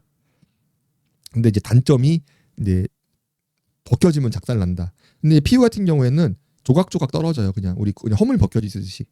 그래가지고 제가 그때 원단을 싹 다 날렸던, 제품을 다 날렸던 그런 기억이 있습니다. 그래서 한 30% 차이가 나는데 모르겠어요. 30%. 그러니까 우리가 텐트를 살 때 100만 원이냐 130만 원이냐 차이예요. 소비자 입장에서는 아니요. 제 입장에서는 제조 원가가 100만 원이냐 130만 원이냐거든요. 소비자 입장에서는 예를 들어서 텐트가 딱 있는데 100만 원짜리가 있고 130만 원짜리가 있어요. 소비자 입장에서는 야 30만 원 더 주고 더 좋은 거 사자라고 할 수는 있어요. 근데 사실 만드는 사람 입장에서는 되게 부담스럽거든요. 텐트 한 동에 30% 차이면 어마무시한 차이예요. 자동차로 따져보세요. 뭐 엊그저께 우리 아들빠빠님 자동차 얘기해 주시는데 진짜 1전 단위로 난리를 친대요. 회사에서. 그거라도 더 아끼려고. 1던이라도 아끼려고. 왜냐하면 전체 코스트를 따졌을 때는 굉장히 큰 금액이거든요. 저희도 30%면 여러분 진짜 어마무시한 차이예요. 빅토리아가 150이냐 200이냐 그 차이예요. 50만 원이 작은 차이가 아니지 않습니까? 그죠? 그랬을 경우에 제가 굉장히 많은 투자를 한 거죠. 왜냐하면 엘레강스, 르네상스, 바로크, 빅토리아까지 모든 액세서리 원단에 제가 다 나일론을 넣었잖아요. 그리고 아까 제가 이제 코팅 얘기하는 이유가 그거예요. 나일론 같은 경우는 아까처럼 PU 코팅 잘못하면 작살 나거든요. 근데 지금은 이제 많이 좋아지긴 했는데 PU 코팅을 하면 잘 못 버텨요. 그래서 보통 이제 여기다가 실리콘을 하는 거예요. 그래서 양면 실리콘이라는 게 나오는 거예요. 안에도 실리콘, 밖에도 실리콘. 대표적으로 힐레베르그. 밖에도 실리콘, 안에도 실리콘. PU의 트러블이 없으니까 내구성을 조금 더 길게 가져갈 수도 있고 여러 가지 장점들이 있어요. 단점은 심테이프가 안 돼요. 양면 다 발수 코팅이 돼 있고 미끄러우니까. 그래서 재봉선에서 비가 새는 경우들이 굉장히 많죠. 그래서 뭐 예전에 힐레베르 같은 경우에도 이슈가 되게 많았었죠. 누수 이슈가. 사실 그거는 이제 뭐 비 안 오는 지역에서 쓰라고 만든 거니까 뭐 거기에 대해서 뭐라고 할 수는 없지만 양면 실리콘 하면 또 단점이 뭐냐면 양면이 너무 미끄럽기 때문에 재봉하기가 되게 힘들어요. 제가 영상을 갖고 있는 게 있는데 지금 그 영상 찾으면 너무 오래 걸리니까 저희 텐트 블랙제드 텐트 만들 때 제가 양해를 좀 구한 게 있어요. 왜? 원단이 너무 미끄러우니까 재봉틀에서 미끄러지는 거예요. 자꾸 불량이 나요. 수율이 확 떨어져요. 네. 그래서 이제 미국의 헬스포츠라는 데는 어떻게 하냐면 위에는 실리콘을 바르고요. 밑에는 PU를 하는 거예요. 근데 여러분 잘 보세요. 엘레강스, 르네상스, 바로크, 빅토리아 내수압이 높지가 않아요. 내수압이 해봤죠. 제가 뭐 2000, 3000이 맥스예요. 테스트하면 3000 나와요. 근데 정확한 스펙인 저희가 공장에 오더할 때는 2000ml로 PU를 먹인 거예요. 나는 2000만 돼도 되니까. 왜? 두껍게 하면 떨어지니까. 얇게 해서 유연성을 더 주는 거예요. 굳이 내수압이 높일 필요 없어요. 왜? 실리콘도 기본적인 내수압을 가지고 가요. 그러니까 실리콘이 일단 한번 막아주고, 그러니까 일반 여러분들이 알고 있는 로코포트라든지 아니면 일반 폴리텐트들은 안에 밑에 PU가 있고 위에 발수 코팅이 돼 있어요. 이 발수 코팅은 수명이 굉장히 좀 짧은 편이에요. 실리콘에 비해서.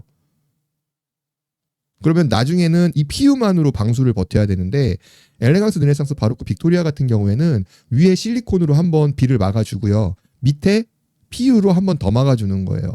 이러면 이 안에 심테이프를 작업을 할 수 있기 때문에 누수에 대해서 조금 더 안정성이 확보가 돼요. 단 수명은 실리콘을 못 따라가요. 근데 여러분 시중에 실리콘 텐트가 많이 없어요. 전 세계적으로 한 1%밖에 안 돼요. 전체로 따지면. 예. 그러니까 우리가 보통 뭐 좀 특수하게 간다. 굉장히 뭐 공격적으로 다닌다. 뭐 이런 백패킹 산악용 이럴 때는 좋은데 여러분 자, 로코포트를 아니면 빅토리아를 양면 실리콘으로 해가지고 만들면 여러분들은 그 텐트 살 수가 없어요. 힐레베르그 그 조그만한 텐트가 200만 원, 300만 원이에요. 양면 실리콘. 그 조그만한 게 걔보다 10배는 큰 텐트를 그걸로 만들면 2천만 원 받을 수는 없잖아요. 예, 그래서 그런 약간 좀 합의가 좀 필요하다. 그렇기 위해서 어찌됐든 간에 폴리의 발수의 PU보다는 실리콘의 PU가 훨씬 더 좀 유리는 하다. 예, 유리하다. 이제 이렇게 알고 계시면 될 것 같습니다. 그래서 이제 뭐 많이 나오는 단어 중에 또 하나가 뭐냐면 마이크로파이버라는 걸 여러분 들어보신 적 있으실 거예요. 마이크로파이버 들어보셨죠? 어디 많이 들어가냐면 저희가 마이크로파이버 침낭을 진짜 많이 팔았어요. 인공 솜이죠. 솜. 마이크로파이버. 머리카락보다 훨씬 가느다랍니다. 매우 가느다란 섬유를 마이크로파이버라고 하는데 보통 그 마이크로파이버는 그 폴리에스테르로 만들어요. 나일론으로 사실 만들기 좀 힘들어요. 만들 수는 있지만 마이크로파이버는 폴리에스테르를 보통 만드는데 그 여러분들 뭐 후리스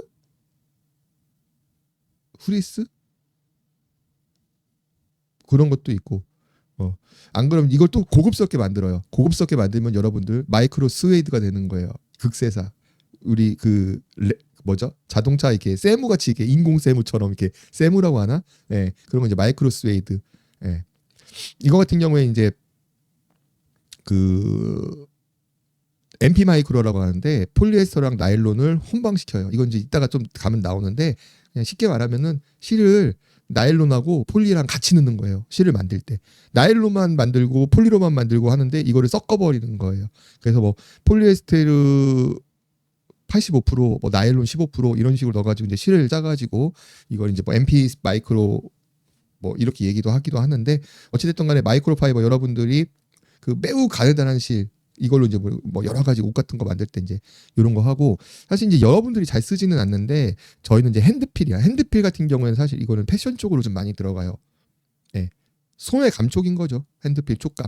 그래서 이제 나일론 같은 경우에는 폴리에스테르보다 훨씬 더 표면 감촉이 제가 이제 제일 많이 쓰는 단어 중에 하나가 서페이스예요. 서페이스. 코팅할 때 제일 많이 쓰는 단어 중에 하나가 서페이스예요. 표면. 그래서 이제 서페이스 필이라고 얘기도 하고 하는데 그 핸드필이 더 좋은 거죠. 만졌을 때 우리가 딱 사람이 딱 만졌을 때 더 매끄럽다. 더 부드럽다. 이런 느낌을 주는 걸 우리가 핸드필이라고 얘기를 합니다. 사실 이 핸드필 때문에 그 제조 가격이 확 뛰는 경우도 되게 많아요. 굉장히 패션 쪽에서는 왜냐하면 꺼끌꺼끌하냐 부드럽냐 그 차이거든요. 그래가지고 폴리에스테르 같은 경우에는 그 실에다가 여러 가지 가공들을 하는 거예요. 가공들을 해서 촉감을 개선을 하고 뭐 아니면 푹신푹신하게 만들고 아니면 부드럽게 만들고 그래서 뭐 또 이제 ITY라든지 아니면 여러분들 제일 많이 들어본 단어가 뭐냐면 DTY 이따가 그건 제가 좀 설명을 또 다시 해드릴게요. 네, 그것도 다시 해드릴게요.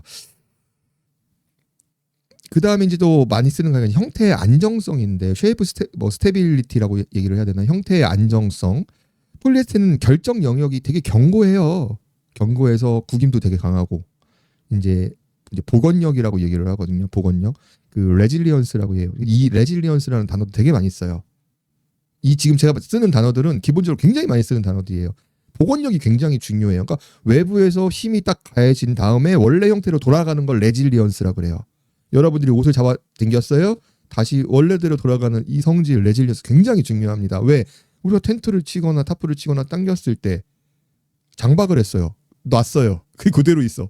안 되지. 다시 자기 모습으로 돌아가려는 성질이 있어야 되는 거죠. 그래서 그 나일론 같은 경우는 구김 가공을 되게 많이 해요. 구김 가공 같은 걸 많이 하는데 폴리에스테르는 구김 가공을 좀 하기가 좀 어렵거든요. 그래가지고 이제 보통 이제 구김 가공하면 여러분들 크링클이라고 얘기를 하는데 혹시 옷 중에 약간 좀 구김이 가 있어가지고 바스락바스락거리면서 이제 구김 가여 있는 우리 뭐 바람막이라든지 뭐 저도 자주 입고 다니는 재질 중에 하나인데 바스락거리는 거 우리 뭐 조깅할 때 입는 옷이라든지 이런 거 보면은 바람막이 많이 쓰는 그걸 이제 크링클 가공이라고 얘기하는데 그 뭐 구김 이거 얘기하면 또 밤샐 것 같고 하여튼 크링클이라는 단어 이제 여러분들 알고 계시면 될 것 같고요. 그다음에 이제 아까 제가 이제 그 DTY, ATY 이제 요거 지금 좀 설명을 좀 드릴게요. 마음이 왜 급해지지?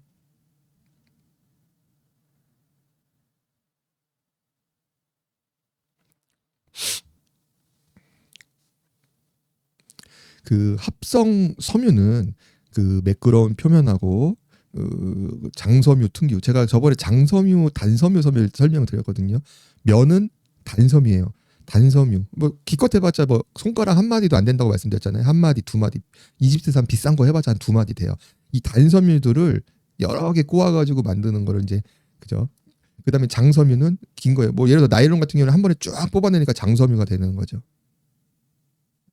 그래서 이 장섬유를 천연섬유처럼 보이게 하기 위해서 흔히 말해서 이제 그 짝퉁으로 만들어 주는 거예요.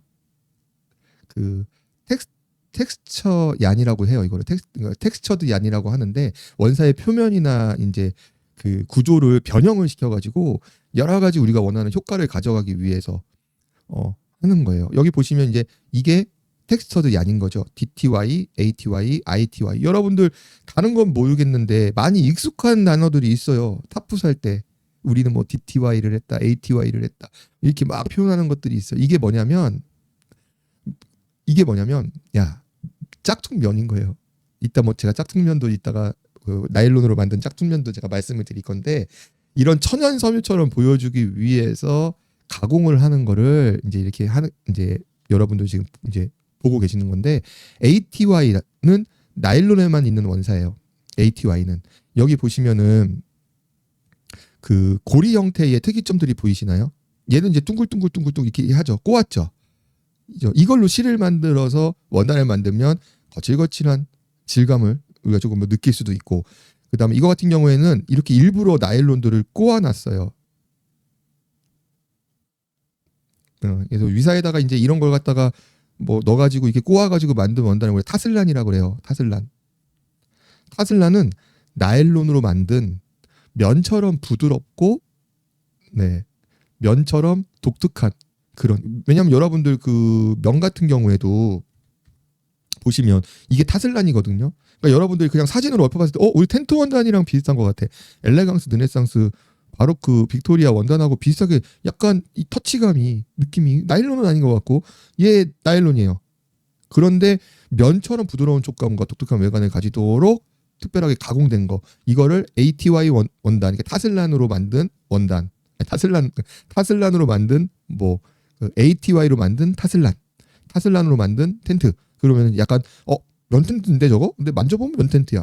근데 보면은 이거는 나일론으로 만들어질 수도 있다. 뭐 이렇게 이제 생각을 하시면 될 거예요. 자 보시면 나일론은 이거보다 광택이 더 나와요. 그런데 저렇게 아까 보신 것처럼 이 원사를 만들 때 일부러 여기다가 이제 막 그 에어 텍스처드 얀이거든요. ATY가 에어 텍스처드 얀, 그러니까 공기로 원사에다가 어떠한 텍스처를 부여를 하는 거죠. 그럼 이게 독특한 촉감을 가지고 있거든요. 면처럼. 그래서 이 실을 꼬아서 원단을 만들면 타슬란이 되는 거고. 그렇게 이제 좀 이해를 하시면 되겠습니다. 그러면은 그 여기 이제 타슬란이라고 말씀드렸고 그 뭐 여러분들 시실, 위사, 그다음에 경사, 뭐 이렇게 날실, 뭐 이렇게 했거든요. 그래서 여기다가 이제 실에다가 공기를 딱 줘가지고 이런 볼륨감, 뭐 불규칙적인 막 이런 고리들을 막 만들어가지고 이제 볼륨감을, 부피감을 좀 주고 해서 면의 특징을 살려주는 것이 이런 ATY의 장점이다. 그래서 이런 것도 있고 이거보다 이거는 이제 일반적인 거고 이제 고급으로 가잖아요. 그럼 이제 듀폰에서 나온 것 중에 여러분들 서플렉스라는 뭐 아니면 텍텔 뭐 이런 거 들어보신 적 있으실까요? 되게 유명한 브랜드거든요. 네. 듀폰 거예요. 상위 브랜드예요. 이거는 더블 식스를 가지고 네네네. 그 무광택 실을 이용해서 뭐 좀 고급스럽게 만든 거 그걸 이제 서플렉스 아니면 텍텔 뭐 해가지고 듀폰에 나온 원단들 이게 다 이제 보면은 어떻게 보면 이제 면을 닮으려는 의도인 거죠. 그러니까 타슬라는 처음부터 이제 면처럼 자연스러운 느낌을 주면서도 나일론의 장점인 이제 내구성, 가벼움, 그다음에 빠른 건조력 이런 것들을 이제 살리기 위해서 만들어진 거죠. 그래서 그 뭐 딱 보시면은 뭐 면인지 아닌지 확실히 아시는 분들도 계시겠지만 만져보면요. 되게 부드럽고 편안한 느낌을 줘요. 진짜 면 같다는 느낌을 줘서 사실 아웃도어 의리라든지 뭐 그러니까 뭐 트레이닝복 그다음에 바람막이 여러분들 그 어디죠? 찐방 같은데 찐방 뭐 헬스 같은데 가면은 주는 유니폼 같은 경우에도 많이 들어가고요. 굉장히 많이 많이 쓰이는 것 중에 하나예요. 그런데 이제 이렇게 되면 이제 또 장점이 면처럼 짝퉁면이다. 단점도 있겠죠. 방수가 떨어져요. 일반 나일론 원단보다 방수가 떨어지고 그 다음에 그 통기성이 좀 좋지 않죠. 그래서 땀을 많이 흘리거나 이렇게 이제 습기 같은 게 잘 배출이 되지 않고요. 그 다음에 이게 또 그 열에 약해요. 그래서 다림질하는 옷에는 좀 잘 사용되진 않아요. 그러니까 여러분들 택 같은 거 딱 보면 주의사항에 보면 다림질 금지되어 있는 것들 있잖아요. 이 다림질에 좀 취약합니다. 열에 되게 약해요. 그 다음에 사실 이제 이건 나일론의 단점인데 정전기가 좀 많이 발생하는 편이죠. 특히 이제 건조하거나 그러면 정전기가 많이 발생할 수도 있고요. 그 다음에 이게 또 세탁이 좀 용이하지 않아요.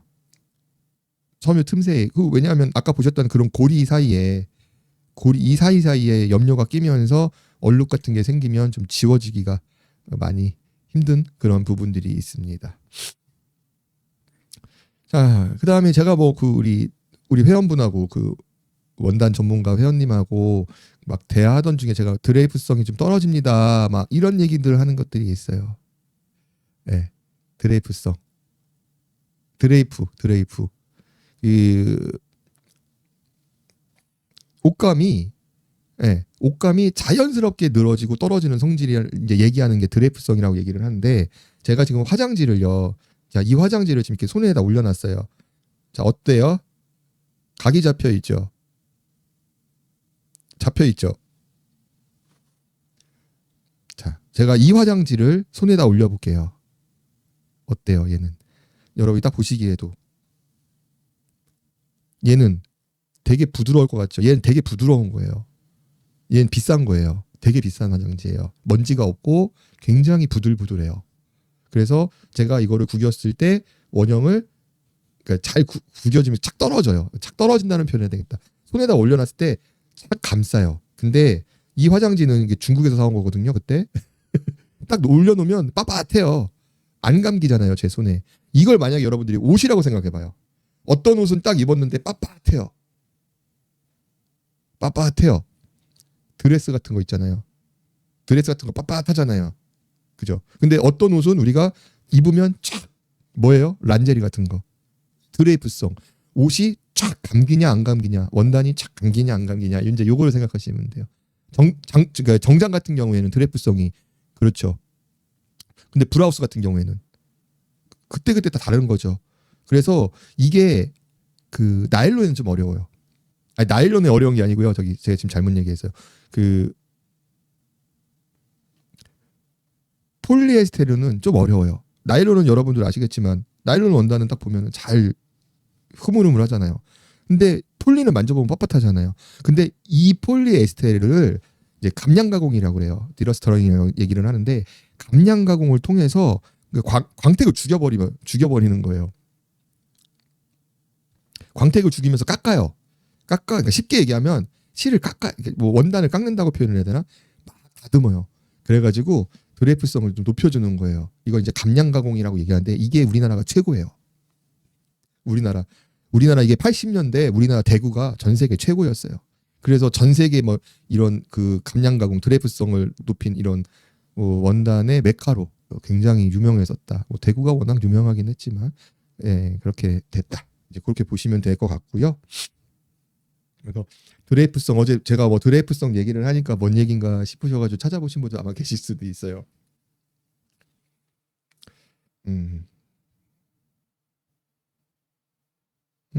잠시만 죄송합니다.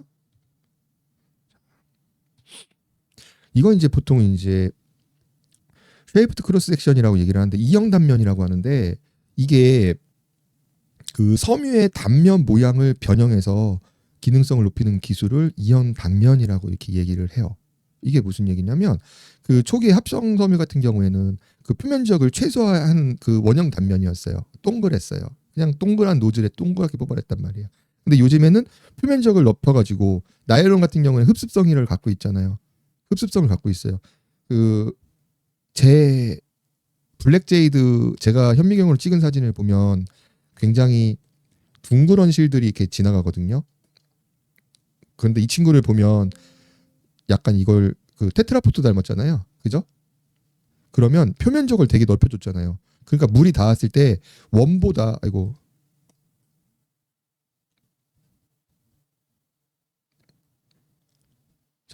원보다 표면적을 더 넓혀주면 물을 흡수할 수 있는 표면적을 넓혀주는 그런 기술들을 얘기를 하는 거예요. 이렇게 되면 이 틈으로 공기도 통하게 할 수도 있고요.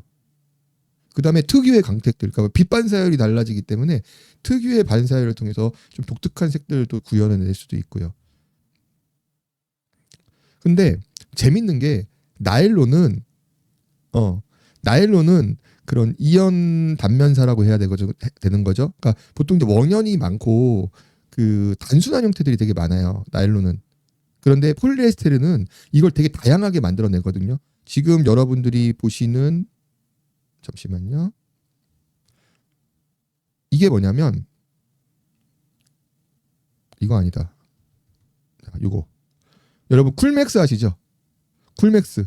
쿨맥스 우리 막 티셔츠 같은 거 사면 땀 배출 잘 된다고 시원하다고 쿨맥스 하면 꼭 이런 못 보셨어요? 되게 많이 봤죠. 이게 이형 단면사예요. 자 보세요. 이거를 폴리에스테르를 동그란 게 아니라 옆을 깎아서 표면적을 넓혀서 흡수율을 조금이라도 더 높이고 통기성을 만들어준 이 틈 사이로 통기성을 만들어준 이형 단면사. 야 이거 우리 일상생활에 드디어 우리가 알고 있는 게 나왔다. 그래서 사실 이런 것들은 지금 개발이 되게 많이 되고 있어요. 많이 연구도 되고 있고 작업복 최고예요. 네. 이제 우리가 익숙한 거 나왔죠. 이형 단면사. 그러니까 사실 저도 이런 것들을 이거 텐트에 접목을 해서 이게 또 단점이 또 있겠죠. 장점이 있으면 이런 것도 있다. 그냥 여러분들 이게 이형 단면사구나. 이거를 이렇게 깎아가지고 이렇게 만들었구나. 그 개념만 알고 계시면 되는 거예요. 자, 이건 제가 이제 아까 앞전에 이야기했던 건데 이거는 그 컴포지니안이라 그래서 그 복합사예요. 복합사. 이게 정말 좀 재밌는 아까 마이크로파이버 얘기할 때 나왔던 게 이런 것도 마이크로파이버죠. 보시면은 안에는 폴리에스테르고 기둥이 심지가 있고 겉에는 나일론으로 이걸 감싸게끔. 네. 대표적인 게 마이크로파이버. 그래서 이런 식으로 만드는 그러니까 그 폴리아미드 그 나일론과 폴리에스테르를 섞어서 만드는 실도 있다라는 거. 네. 여러분 이거 굳이 다 외울 필요는 없어요. 그냥 이야기 듣듯이 들으시면 돼요. 네. 그다음에 이제 이거는 보풀인데 그 다음에 이제 얘기할 게 방적사예요. 우리 방적산업. 어디 방적? 대전에도 방직이. 방직은 뭐예요? 원단을 짜는 거. 실을 가지고 원단을 짜는 거. 방적 뭐예요?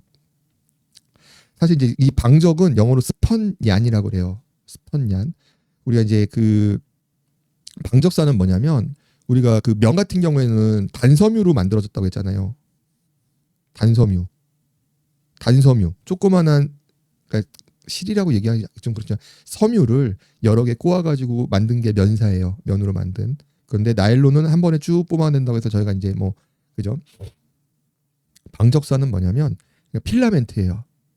길고 그러니까 연속적인 섬유인 거죠. 필라멘트 쫙 뭔가를 늘려요. 이거를 다 조사요. 짧게 잘라요. 그 다음에 면처럼 꼬아요. 꼬아서 만들어주는 거예요. 그게 방적사예요.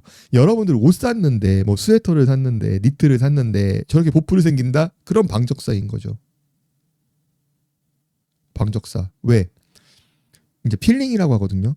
필링 그게 아니에요. 그냥 필링. 보풀이에요. 보풀. 그러니까 방적사. 필라멘트 긴 거를 조각 내가지고 실을 꼬아가지고 만들면 면처럼 굉장히 독특하고 고급스럽고 이런 느낌이 나요. 우리 옛날에 엄마가 했던 뜨개질 그 실이라고 생각하시면 될 것 같아요. 네. 그래서 이거를 했는데 문제는 보풀이 어마어마하게 발생을 해요. 그래서 요즘에는 주로 혼방이 많이 사용돼요. 그래서 이제 면하고 다른 거를 섞어가지고 하는 혼방. 그래서 나일론은 방적사 생산이 좀 드물고요. 시장에서 좀 보기가 어렵고요. 네. 하여튼 그 여러분들 방적사가 폴리에스터 필라멘트를 조각조각 내서 면처럼 연결해가지고 실을 만든 다음에 이렇게 하면 방적사다. 그러면 굉장히 부드럽고 그 다음에 그 안에 어느 정도 기공들이 또 들어가고 여러 가지 또 장점들이 있는데 단점은 그 이제 섬유들이 부풀어 나면서 한번 저렇게 꼬이기 시작하면 이제 보풀이 어마무시하게 나온다라는 그런 단점도 있는 게 이제 방적사다. 그래서 사실 이제 여러 가지 단어들이 있어요. 제가 여러 가지 단어들이 이제 있는데 그 미케니컬 스트레치라고 얘기하는 건데 이거 같은 경우에는 섬유 자체가 아니라 그러니까 섬유 자체 나일론은 섬유 자체가 늘어났다 줄어났다 한다고 말씀드렸잖아요. 그죠? 그런데 이거를 기계적으로 신축성을 주는 거예요. 구조적으로. 섬유 자체의 탄성이 아니라 직물의 구조적 변형을 통해서 신축성을 부여하는 기술을 저희가 미케니컬 스트레치라고 얘기를 하는데 거기 여러분들 제일 많이 들어본 게 이제 DTY예요. 타프 살 때 우리는 DTY사를 사용해서 뭐가 어떻고 저떻고 말씀 막 들어봤잖아요. 폴리에스테르는 아까 잠깐 말씀드린 대로 그렇게 강하게 팽창하거나 수축하거나 하지 않는다라고 말씀을 드렸잖아요. 그런데 그 DTY 그 열과 기계적인 방법으로 텍스처를 딱 부여를 하는 거예요. 실에다가 여러분들 쉽게 얘기하면 스판텍스 아시죠? 스판. 스판. DTY 야 DTY 멋있는 얘기 하잖아요. 스판이 스판. 그러니까 아까 제가 타프 얘기를 했잖아요. 타프가 좀 어느 정도 늘어나주고 줄어들고 이 탄성이 있어야 되는데 폴리에스테르를 만들면 얘가 자기 모습을 그냥 갖고 있으니까 당겨도 잘 안 당겨지니까 각이 안 나오는 거예요. 죽고. 그러니까 이거를 스판으로 만들어주는 거예요. 잘 늘어나게. 그거를 보통 뭐 DTY 공법을 통한 뭐 다 멋있는 말 다 필요 없고 그냥 스판이라고 생각하시면 돼요. 네. 그래서 스판은 사실 이제 스판은 조금 더 상위 버전이라고 생각하시는 게 맞긴 하죠. 근데 스판처럼 막 이렇게 우리가 막 다이나믹하게 막 이렇게 늘어나고 줄어들고 그거는 아니에요. 그런데 이 DTY는 훨씬 더 저렴하게 만들 수 있어요. 스판보다. 그러니까 그 뭐 이렇게 얘기하면 또 DTY 뭐 이렇게 광고하면서 파는 업체들한테 또 폐가가 되니까 거기서 이제 하겠습니다. 제가 어제 엊그저께 제 방송 보신 분이 계실까요? 다 보신 분이 계실까요? 손 들어보세요. 다 보신 분 계실까요? 다 들으신 분. 염색이나 뭐 이런 거. 그 얘기할 때 제가 그 10분짜리 올린 거 있어요. 지속 가능한. 그래서 뭐 프린팅 기술이 요즘에 많이 나와가지고 원단을 염색하지 않고 프린팅을 해버린다. 그러니까 우리 흔히 말해서 프린터에 집어넣어가지고 드라이 프린트라고 보통 이제 얘기를 많이 하잖아요. 그러니까 원래는 진짜 물을 써서 환경을 오염시키면서 염색을 하는데 원단에다가 그냥 프린터에다가 원단을 넣어버리면은 건식으로 염색이 되니까 물 낭비를 안 하고 오염을 더 시킨다 해서 사용이 됐는데 사실 이게 그 제한이 되게 많아요. 그 전사 프린터를 저희가 이제 뭐 트랜스퍼 프린팅이라고 부르기도 하고 하는데 잉크를 고온으로 가열을 한 상태에서 원단에다가 딱 그냥 흡착을 시키는 방식을 해요. 그래서 이제 번짐 없이 그러니까 이염 정확하게 보면 이제 그것도 뭐 이염의 개념일 수도 있겠지만 물을 사용하지 않고서는 굉장히 높은 해상도로 염색을 할 수가 있는데 문제는 나일론은 프린트가 안 돼요. 잘 안 돼. 아니, 안 되는 건 아니에요. 현재 국내는 제가 알기로는 수준이 되게 떨어지는 걸로 알고 있고 외국에선 일부 하기는 하는데 나일론은 인쇄가 잘 안 돼요. 엄청 고가있죠. 여러분들 그 티셔츠 단체 티셔츠 맞출 때 나일론에다가는 잉크를 프린트하기가 좀 많이 어려운 거예요. 우리 티셔츠 했을 때 여기다 그림 그리고 했을 때 나일론 왜냐하면 나일론은 그 비결정 영역 그러니까 결정 영역이 비결정 영역이라고 하는데 그게 매우 적어요. 무슨 얘기냐면 쉽게 얘기해서 너무 고분자라 염료가 들어가서 염착될 수 있는 염료가 부착할 수 있는 공간이 되게 부족해요. 예, 그래서 프린트하기는 되게 어렵다고 얘기는 하는데 합니다. 하는 데도 있고 근데 사실 못하죠. 우리는 못하죠. 너무 힘들죠. 그래서 아까 제가 이제 그 PTT 이야기를 잠깐 했어요. PTT. 그러니까 PTT 같은 경우는 이제 신축성이 굉장히 좋고 복원력이 굉장히 좋아요. 그러니까 나일론 유사하거나 나일론보다 더 좋다라고도 해요.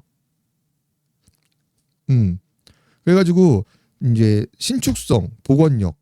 그러니까 복원력 아까 얘기했잖아요. 당겼을 때 자기 자리로 돌아오려고 하는. 그래서 옷 만들 때 복원력이 굉장히 좋아요. 속감도 굉장히 부드러워요. 그러니까 PTT 같은 경우에는 나일론의 부드러움에 폴리에스테르의 그 안정성을 그냥 합친 거라고 보시면 돼요. 네. 그리고 사실 이게 자료에서는 친환경 소재라고 하는데 웃기고 그 옥수수로 만들어요. 이거 듀폰에서 만드는 거거든요. 그래서 옥수수 전분이나 아니면 사탕수수 그래서 이제 이거를 프로판디올이라는 거를 이제 원료로 해가지고 생산을 합니다. 근데 사실 옥수수 글쎄요. 면 제가 얘기할 때 약간 반환경 말씀드리는데 옥수수도 비슷해요. 제가 바이오 에탄올 되게 불편하거든요. 사실 저 날로 선물 받은 거 바이오 에탄올을 떼야 되는데 바이오 에탄올이 사실 우리가 바이오가 붙어가지고 뭐가 친환경일 것 같잖아요. 아니에요.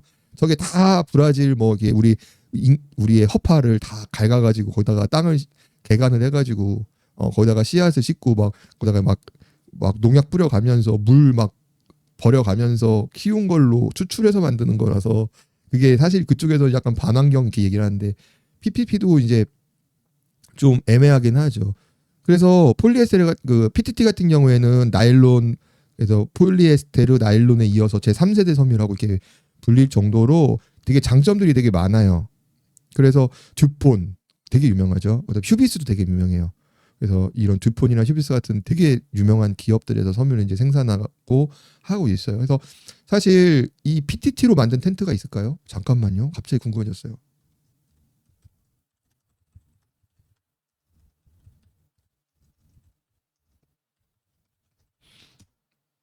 PTT로 만든 텐트가 있나?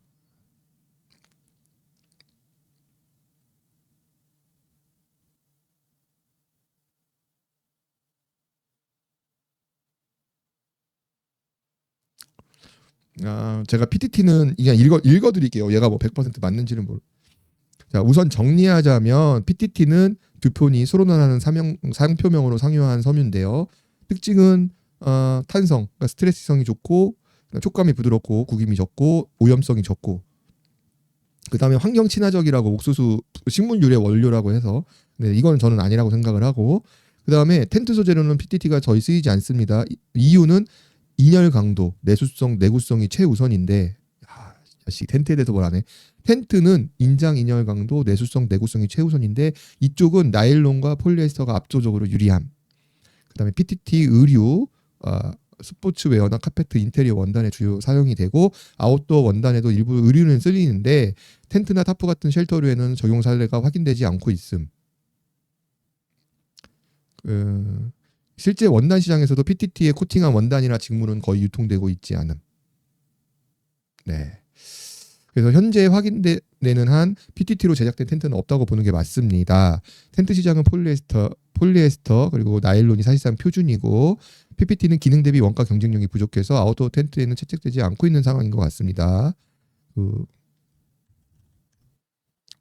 그 장단점을 해준대요. 왜냐하면 저도 못 봤어요. 저도 안 해본 분야라. 저도 안 써봤으니까 모르지. 내가 뭐 안 써본 거 어떻게 알아? 근데 얘가 가능성 있는 부분. 왜냐하면 저도 뭐 너무 좋다고 한번 만들어 볼 수도 있는 거잖아요. 장점, 탄성, 내오염성, 구김 방지.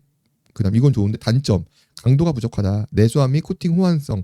아, PU 실리콘은 코팅을 해야 되는데 PTT는 코팅 안정성과 내구성이 불리할 수 있다. 그리고 PE나 나일론보다 너무 고가이다. 시장이 부족하다. 야, 요거 한번 재밌네요. 기회가 되면 뭐 한번 만들어 보고 싶네요. 되든 안 되든.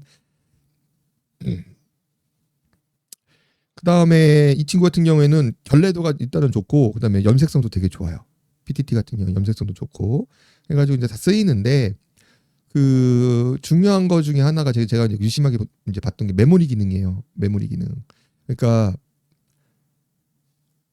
우리가 구김을 주거나 아니면 어떤 변형 형태로 오랫동안 두고 나서 얘가 다시 원래로 돌아가는 그 성질이 굉장히 강하거든요. 그 폴리에스테르 같은 경우에는 그 페이크 메모리 효과라고 있어요.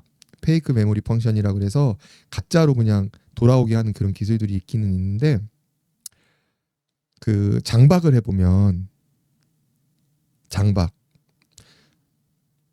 폴리는 잘 늘어나진 않지만 늘어납니다. 장박 오래 해서 딱 당겨 놓으면 근데 탁 하잖아요. 안 돌아가요. 예를 들어 제가 한쪽을 딱 당겨가지고 팩을 박아놓고 강하게 해놨어요. 장박 끝났어요. 풀렀어요. 모양이 그대로 굳어버려요. 나일론은 좀 덜하거든요. 시간이 지나면 또 다시 돌아가기도 하고 추워지면 또 다시 추측하면서 돌아가기도 하고 아까 제가 그래서 냉장고에 넣어놓으라고 얘기도 말씀드렸었잖아요. 그런 차이를 보는 거라고 보시면 되는 것 같고요. 뭐 염색은 제가 지난번에 한번 대충 했는데 그 분산 염료가 그냥 쉽게 말해서 뭐냐면 분산 염료예요. 그냥 분산되는 염료라고 보시면 돼요. 분산되면서 그래서 이제 이 염료가 분산되면서 다른 데로 옮겨가면서 마이그레이션 얘기하고 막 이런 얘기했던 그런 기억이 있고요. 그다음에 이제 중공사라고 많이 써요. 할로우 파이버 이것도 많이 남아. 서머라이트라고 하는 건데 서머레스트라는 브랜드도 있거든요. 아웃보 브랜드 걔네랑 상관은 없지만 서머라이트가 있어요. 저도 서머라이트로 만든 제품들이 있거든요. 중공사가 뭐냐면 내부가 그러니까 비어 있는 섬유예요. 그러니까 섬유 내부에 서머라이트 있나? 여기 있다. 서머라이트. 여기 보시면은 섬유 중간에다가 구멍을 뚫어버리는 거예요. 그럼 어떻게 되겠어요? 공기가 들어가면서 보온성이 생기겠죠. 공기와 물은 인류가 가지고 있는 가장 저렴한 단열재잖아요. 여기다 이제 공기가 들어가서 보온성을 높여주고요. 네. 그다음에 경량화를 시킬 수 있는 거죠. 그래서 이제 서머라이트 같은 경우에는 굉장히 많이 쓰여요. 아웃도어 제품 중에서. 에어매트 같은 경우에도요. 겉에 원단이 이 서머라이트로 만든 거예요. 제가 1인용 에어매트인데 한 30만 원씩 하거든요. 왜냐하면 영하 20도에서도 그냥 그 매트 하나만 깔고 자요. 여러분 제가 자주 말씀드리는데 산에 올라갔어요. 누워서 자야 돼요? 등 시려면 못 자요. 백날 여러분들이 뭐 100만 원짜리 노스페이스, 150만 원짜리 노스페이스 입고 있어봐요. 누워보세요. 말짱 꽝이에요. 네, 등 시리면 안 돼요. 등 시리면 안 돼요. 그래서 에어매트를 되게 중요시하거든요. 백패킹 하시는 분들은. 그래서 저희가 보통 이제 R밸류라고 보통 얘기를 하는데 이 R밸류 값은 그냥 쉽게 얘기하면 그냥 우리가 단열성이라고. 이건 이제 건축하시는 분들 건축 설계하실 때 단열값 계산하시는 공식 있잖아요. 저희가 이제 에어매트 같은 경우에는 이 R밸류 값으로 단열성을 얘기를 해요. 예를 들어서 R밸류 값이 뭐 5다. 근데 어떤 건 3.5다. 그러면 3.5는 우리가 뭐 2.5다 그러면은 한 뭐 봄에 그냥 이 날씨에 그냥 밖에서 등 댔을 때 근데 우리가 뭐 영하 20도 돼요. 그럼 막 공기가 영하 20도면 뭐 땅바닥도 차갑고 그죠. 그러면 이제 알베르 값이 막 5, 6 이상 넘어가야지 저희가 열 차단을 시키면서 사실 열 차단이지만 열 손실을 막는 거죠. 당연히 열이 우리가 이제 단열이라고 하는 거는 사실 열이 빠져나가는 거잖아요. 이거는 열이 들어오는 게 아니라 체온을 뺏기는 거예요. 그러니까 만약에 에어매트를 딱 깔고 여러분이 눈바디에 에어매트를 딱 깔고 잤을 때 눈이 녹으면 그건 싸구려예요. 근데 눈이 만약에 안 녹았다. 그럼 이제 그건 좋은 거죠. 그 눈이 안 녹는 에어매트들 보통 한 30만 원, 40만 원, 50만 원 가거든요. 되게 비싸요. 저도 한 6개 정도 갖고 있거든요. 저도 되게 많이 갖고 있어요. 그 제품 중에 제가 이 서머레스트 뭐 서머라이트 들어간 제품들이 되게 많아요. 되게 많이 쓰이는 원단입니다. 이걸 이제 보통 중공사라고 불러요. 그래서 그렇게 하면 알고 계시면 되고요. 그다음에 이제 여러분들 혼방인데 사실 이 혼방은 나중에 시간을 뭐 따로 한번 정해가지고 해야 되는데 뭐 보통 우리가 이제 TC라고 하는 거는 뭐 테트론 코튼이다 뭐 이렇게 얘기는 있는데 사실 이제 커튼 폴리에스터를 저희가 이제 TC라고 얘기를 해요. 이제 혼방 그죠? 면의 강도를 개선하기 위해서 저희들 이제 폴리를 섞는 거죠. 그래서 블렌즈 한다고 해야 되나? 블렌딩 한다고 해야 되나? 혼방, 섞는다. 그죠? 장점을 살리고 단점을 상쇄하기 위해서 한다. 그래서 뭐 이거는 여러 종류가 있으니까 이건 나중에 뭐 좀 나중에 깊게 한번 들어가 보기도 하고. 그다음에 이제 모노사라는 게 있어요. 모노사. 그래서 그 모노사는 그 실은 아까 꼬인다고 꼬아서 만든다고 말씀드리잖아요. 꼽잖아요. 근데 얘는 그냥 한 줄로 그냥 필라멘트 한 줄로 쭉 나오는 거예요. 대표적인 거 낚싯줄 같은 거.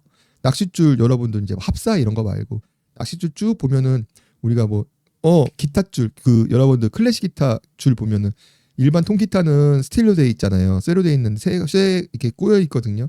그런 거 말고 클래식 기타 보면은 뭐 플라스틱 얇은 끈 같은 거를 쭉 한 줄로 뽑아놓은 필라멘트. 그걸 이제 모노사라고 많이 부르거든요. 근데 그런 경우에는 아무래도 쭉 한 번에 쫙 뽑아놨으니까 미끈미끈하니까 광택도 잘 나오고 직모의 성질을 띠는 거죠. 우리가 실을 얇은 거를 여러 개를 꼬아가지고 만든 게 아니라 한 번에 두껍게 쫙 뽑아놨기 때문에 직모 구부러지지 않는 성질들을 가지고 가요. 사람의 머리도 그죠 일종의 모노사라고 보면 돼요. 사람 곱슬 뭐 우리가 뭐 흑인들이나 머리 보면 곱슬곱슬 많잖아요. 왜 그래요? 머리카락이 직선이지 그러니까 울퉁불퉁해서 그래요. 한 번에 쭉 나오면은 직모가 되는데 지금 막 굵은 부분, 얇은 부분이 있으니까 거기는 이제 막 엉키는 걸 그러니까 이제 흑인처럼 꼬불꼬불한 머리가 돼도 되고. 이제 이런 모노사를 어디다 쓰냐면 이제 보통 얇은 원단에다 사용하면은 탱탱한 질감들을 만들 수가 있어요. 탱탱한 질감. 뭐 여러 군데에서 많이 쓰기도 하는데 뭐 여러분들 그 오간자라고 들어보신 적 있을까요? 오간자? 예전에 이제 원래 이 오간자가 실크로 만들어 가지고 이제 뭐 이렇게 오간자라고 불렀었는데 이제는 나일론 모노사로 만들어 가지고 이제 이거를 짜요. 그래 가지고 이제 하면 그 여러분들 뭐 드레스라든지 아니면은 애들 이렇게 머리망 같은 거, 뭐 그런 거 보시면은 여러분들 이제 그 오간자라고 하는데 요거는 이제 좀 제가 거즈를 표현을 한 건데 뭐 거즈랑은 조금 다른데 그 메쉬망 중에서도 그 있고 모기장 그 우리 옛날에 시골 가면은 파란색 모기장 같은 거 있잖아요. 그런 것도 이제 나일론 모노사 같은 걸로 해가지고 짜가지고 그렇게 그런 것도 이제 여러분들 텐트에 간혹 사용되는 그런 이제 그 소재라고 알고 계시면 될 것 같고요. 그다음에 이제 원착사인데 그 도프다이드라고 얘기를 하는데 이게 뭐냐면 섬유를 만들 때 그러니까 섬유를 방사한다고 얘기하거든요. 제가 이제 초반에 뭐라고 말씀드렸냐면 예를 들어 펠렛이 되게 많아요. 펠렛이 뭐예요? 조각이란 말이야. 그럼 이거를 녹여가지고 액상화 시켜요. 그 다음에 얇은 노즐로 쫙 뽑아내면서 냉각을 시켜요. 뭐 공기로 하는 방법이 있고 물로 하는 방법이 있는데 그런 식으로 냉각을 시켜가지고 쫙 실을 뽑아낸 게 제가 아까 모노사라고 말씀드렸는데 또 이거를 얇게 해서 또 꼬아가지고 또 실을 만들기도 하고 이렇게 하는데 이 과정에서 그러니까 이거를 그 방사라고 얘기를 해요. 실을 뿜어가지고 만드는 걸 방사라고 하는데 그 방사 전 단계에 그냥 물감을 섞어가지고 염료를 섞어가지고 실 안에다가 그냥 염료를 가둬버리는 거예요. 이렇게 하면 그 결례도라고 하죠. 컬러 패스트네스라고 하는 색상 결례도 아니면 뭐 저거 뭐 세탁 결례도 그죠? 뭐 선라이트 결례도 이렇게 얘기를 하는데 선라이트 패스트네스 뭐 아니면은 컬러 패스트넷 뭐 이렇게 얘기를 하긴 하는데 결례도 얼마큼 잘 버티냐 이거예요. 이랬을 때 거의 영구적으로 가져갑니다. 그래서 주로 검은색 실을 만들 때 이 원착사를 많이 만들어요. 이게 이제 우리가 얘기하는 서스테이너빌리티, 지속 가능한 측면에서 굉장히 유리한 방식이라고 보시면 돼요. 그런데 검은색밖에 안 만든다고 한 이유가 또 여러 가지가 있긴 하지만 자, 뭐 그 색상의 심도를 구현하기가 좀 그러니까 색상을 우리가 원하는 색상을 좀 진하게 나타내기가 좀 어렵다라고 얘기를 해요. 그래서 뭐 여러 가지 장단점이 있는데 검은색 원단 같은 경우에는 아예 그냥 실을 만들 때 그냥 여기다가 물감을 넣어가지고 실 안에 염료를 가둬버리는 이게 반영구적으로 쓸 수가 있는 거죠. 햇빛을 봐도 없어지지도 않고 그 안에 갇혀서 이 얘기는 무슨 얘기냐면 아까 분산 염료 우리가 폴리에스테르에다가 염색을 해가지고 여러분들 캠핑하면 막 색이 막 빠져서 나가잖아요. 그리고 이염되잖아요. 다른 걸로 옮겨가잖아요. 이런 거를 원천적으로 막을 수가 있는 거죠. 빅토리아 엘레강스, 르네상스, 바로크에 사용된 원단이 그죠? 이 원착사로 만들어진 원단이라고 보시면 돼요. 에이, 알고 써야지. 자, 이렇게 해서 이거를 그 미국의 모 기업은 아예 텐트를 만들어요. 사실 굉장히 좋은 방법 중에 하나예요. 왜? 텐트의 색이 잘 안 빠지죠. 근데 문제가 뭐죠? 색깔의 다양성이 떨어진다는 거예요. 왜냐하면은 실을 짤 때부터 내가 원하는 색으로 발주를 넣어서 짜가지고 실을 만들어서 그걸로도 원단까지 만들어야 돼요. 그러니까 양이 많거나 비용이 많이 들어간단 말이에요. 그러니까 일반 업체들은 잘 못해요. 네, 그래서 이런 장단점이 있다. 사실 저도 그래서 그 블랙 원단으로 그렇게 해서 뭐 예전에 텐트를 만들어 볼까 생각도 한 적도 있었습니다. 색깔 안 빠지게끔. 그렇게 있었고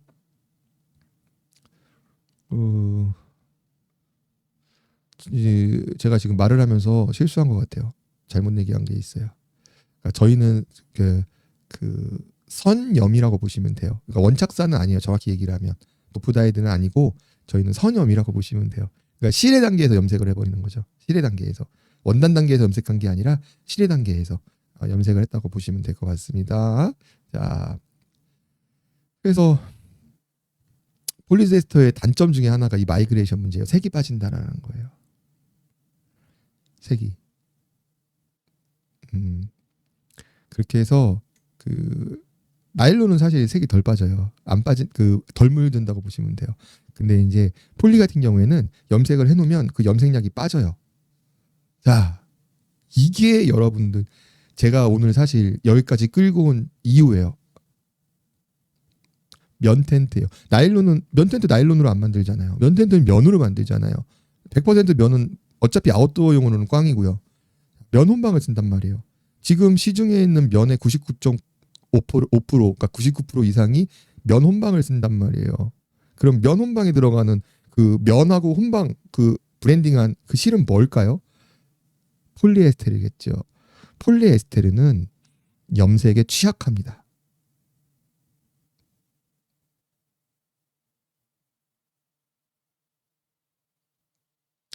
염색에 빠질 수밖에 없어요. 염색약이. 그래서 그걸 그 사실 막기 위해서 워싱을, 그러니까 수세라고 하거든요. 워싱을 하는 수밖에 없어요. 그냥 계속 빠는 수밖에 없어요. 자, 업체들에서 자꾸 시즈닝 시키는 이유를 이제 아시겠어요? 어? 원단을 만들 때 이 워싱을 완벽하게 해서 물 빠짐 없이 원단을 제공받아서 텐트를 만든다는 게 사실 정말 어려워요. 비용적인 문제가 제일 문제고요. 시간적인 문제도 있고 여러 가지 문제가 있어요. 물 빠짐은 어쩔 수가 없어요. 그래서 국산 텐트들 보면 물 빠짐 되게 심하잖아요. 그런데 거기다가 검은색으로 만들어 달라고요? 카키색으로 만들어 달라고요? 안 그래도 불안정한 염료이고 불안정한 색상인데 그거를 면 텐트에다가 넣어 달라고요? 나보고 누워서 침 뱉으란 거랑 똑같은 거지 뭐예요. 그 짓을 왜 해? 몸에도 안 좋고 환경도 파괴하고 뭐 어디에도 좋은 게 없어요. 단지 눈만 잠깐 즐거운 거예요. 왜? 지금 말씀드리잖아요. 결례도가 굉장히 떨어져요. 폴리에스테르 같은 경우에는. 그래서 텐트 만들 때 이쁜 텐트들은 보면 나일론이 많아요. 왜? 나일론은 염색도 잘 되거든요. 색상의 그 표현력이 굉장히 좋아요. 굉장히 우수해요. 나일론이. 제가 좀 전에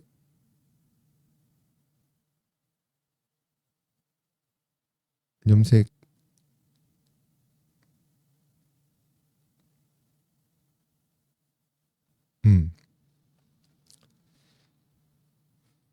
그 염색할 때 쓰이는 염료를 이제 분산 염료라고 얘기를 하는데 그 폴리에스테르 염색에 사용되는 이 분산 염료가 승화될 때, 그러니까 고체가 액체로 거치지 않고 바로 기체가 되는 걸 이제 승화라고 하잖아요. 그래서 이게 그 고온에 노출이 되면 그 분산 염료는 색이 번져요. 마이그레이션, 이렇게 번져 나가요. 그래서 하여튼 트러블이 되게 많아요. 그래서 포장할 때도 되게 조심해야 되고요. 뭐 텐트처럼 막 그 되게 많아요. 여러분 모르시지만 예전에 뭐 원단에 빨간색이 들어갔는데 그게 물 들어가지고 막 다 가방이고 이거 물 두고 되게 많. 국산 면 텐트들 그런 적 되게 많아요. 그 빨간물 빠져가지고 다른 거에 막 묻고 막 옷에 묻고 그런 경우도 굉장히 많단 말이에요. 그 엘레강스 쓰신 분 중에 그 다이소에서 리본 하나 사서 딱 붙여놨는데 그 리본에서 물 빠져가지고 그게 이제 분산염료예요. 폴리에스테르의 분산염료. 알고 계세요? 나일론은 이게 없어요. 이런 문제가.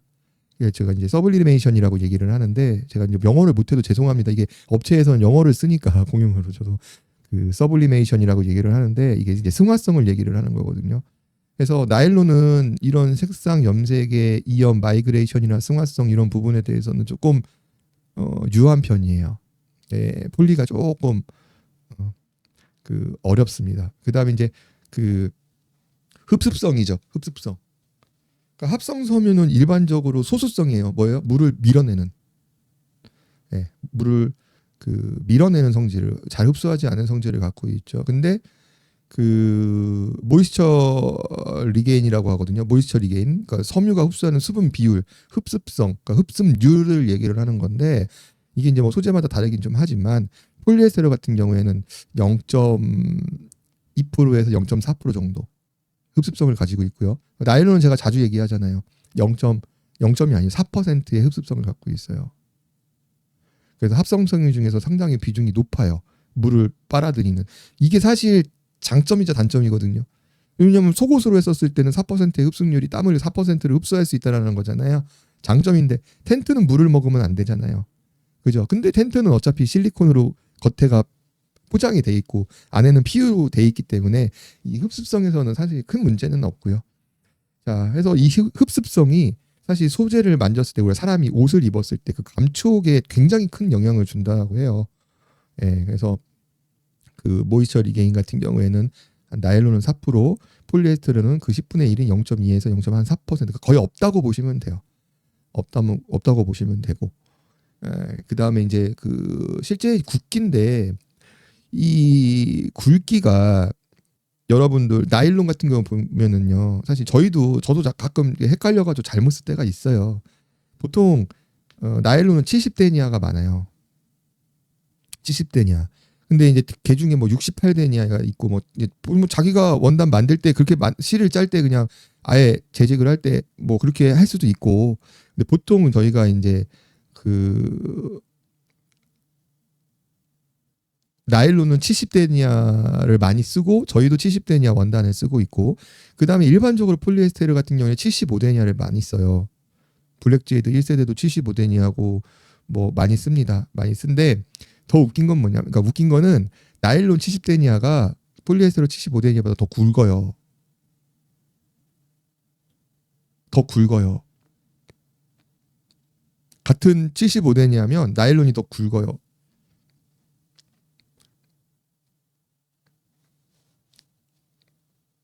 이유는 비중 때문에 그래요.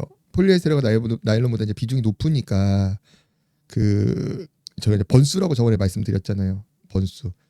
폴리에스테르가 나일론보다 좀 가늘어 보이는 그런 증상들이 좀 있습니다. 하여튼 뭐 어찌됐든 간에 요 액추얼 데니어 그 실제 굵기는 그냥 통상적으로 폴리 같은 경우에는 제가 생각하는 텐트의 마지노선은 210데니아예요. 왜냐하면 그 이상 올라가면 원단이 너무 무거워져서 폴에 데미지가 심하게 들어가고 물론 뭐 폴이 버틸 수만 있다라고 하면 300데니아, 500데니아 두꺼운 게 좋겠죠. 그런데 사실 여러분들이 단박이라고 하는 데일리 캠핑을 했었을 때는 이 무게가 사실 굉장히 많이 손해를 보는데 장박을 하기에는 사실 여러분들 뭐 75데니아 폴리에스터 장박하면은 뭐 한 해만 쓰면은 그냥 바스라들죠.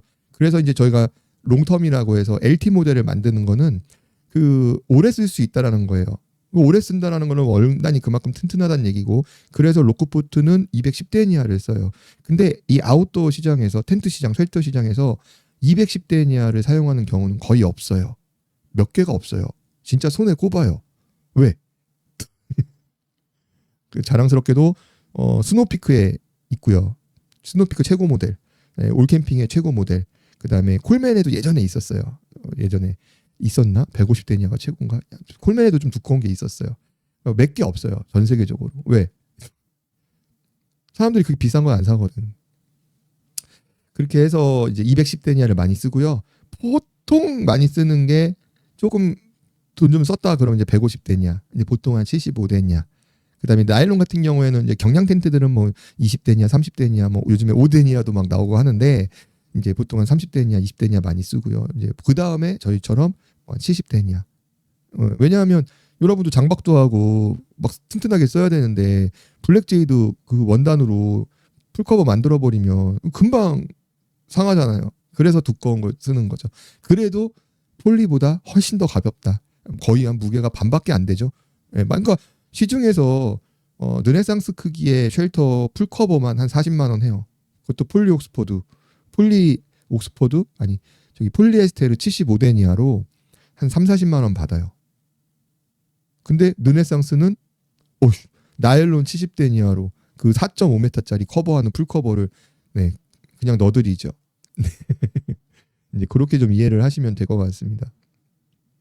시간이 갈수록 제 체력이 딸리고 있죠. 오늘도 열정을 불태우고 있습니다. 많이들 듣고 계세요? 네, 들으면서 주무세요. 사람은 한결같아야 됩니다. 네. 그 다음에 이제 뭐 사실 이제 범용성인데 사실 폴리에스테르는 뭐 옷이라든지 뭐 정장 그 다음에 뭐 운동복 뭐 많이 쓰이죠. 아웃도어용으로 쓰고 뭐 범용성이 굉장히 뛰어나죠. 이제 나일론은 되게 특수 목적으로 많이 쓰여요. 그래서 여러분들 나일론 같은 경우에는 주로 이제 의류 산업보다는 보통 이제 산업용으로 많이 쓰이죠. 텐트, 로프 뭐 이런 걸로 해가지고 제일 많이 쓰이는 게 그렇죠. 낚시쿠물 제일 많이 쓰입니다. 그래서 뭐 우리가 알고 보면 강연사도 있고 뭐도 있고 되게 많아요. 되게 많은데 우리가 뭐 그걸 다 알 수는 없죠. 알 수는 없고 대충 어느 정도만 이제 좀 단어만 좀 몇 개 짚고 넘어가자 해서 이제 오늘은 좀 준비를 했는데 사실 이제 폴리에스테르 같은 경우에는 재활용률이 굉장히 높습니다. 그리고 사실 폴리에스테르는 여러분들 원단으로 많이 쓰이기도 하지만 제일 많이 쓰이는 분야는 피트병이에요. 음. PT병. 그래서 우리가 이제 보통 지속 가능성이라고 얘기하잖아요. 그죠? 서스테이너빌리티라고 하나요? 지속 가능성. 폴리에스테린은 사실 지속 가능성이 굉장히 좋은 재료 중에 하나죠. 나일론은 솔직히 말씀드리면 재활용이 가능하긴 합니다. 근데 우리가 처음에 아까 얘기했던 더블식스를 그러니까 그 더블식스를 만들 때 설비가 많이 들어가서 비싸다고 말씀을 드렸잖아요. 그래서 박정희 대통령이 카프로나탐 공장을 만들어서 우리가 나일론 싱글식스를 뽑아내는 거는 가성비를 따졌다. 그만큼 공정이 되게 복잡해요. 재활용하기 위해서는. 그래서 비용이 되게 많이 들어가요. 그래서 사실 나일론 같은 경우에는 리사이클률이 굉장히 떨어진다라고 보시면 되고요. 음,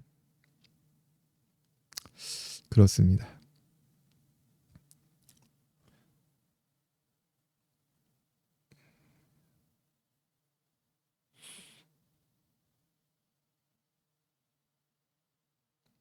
또 말씀드려야 될 게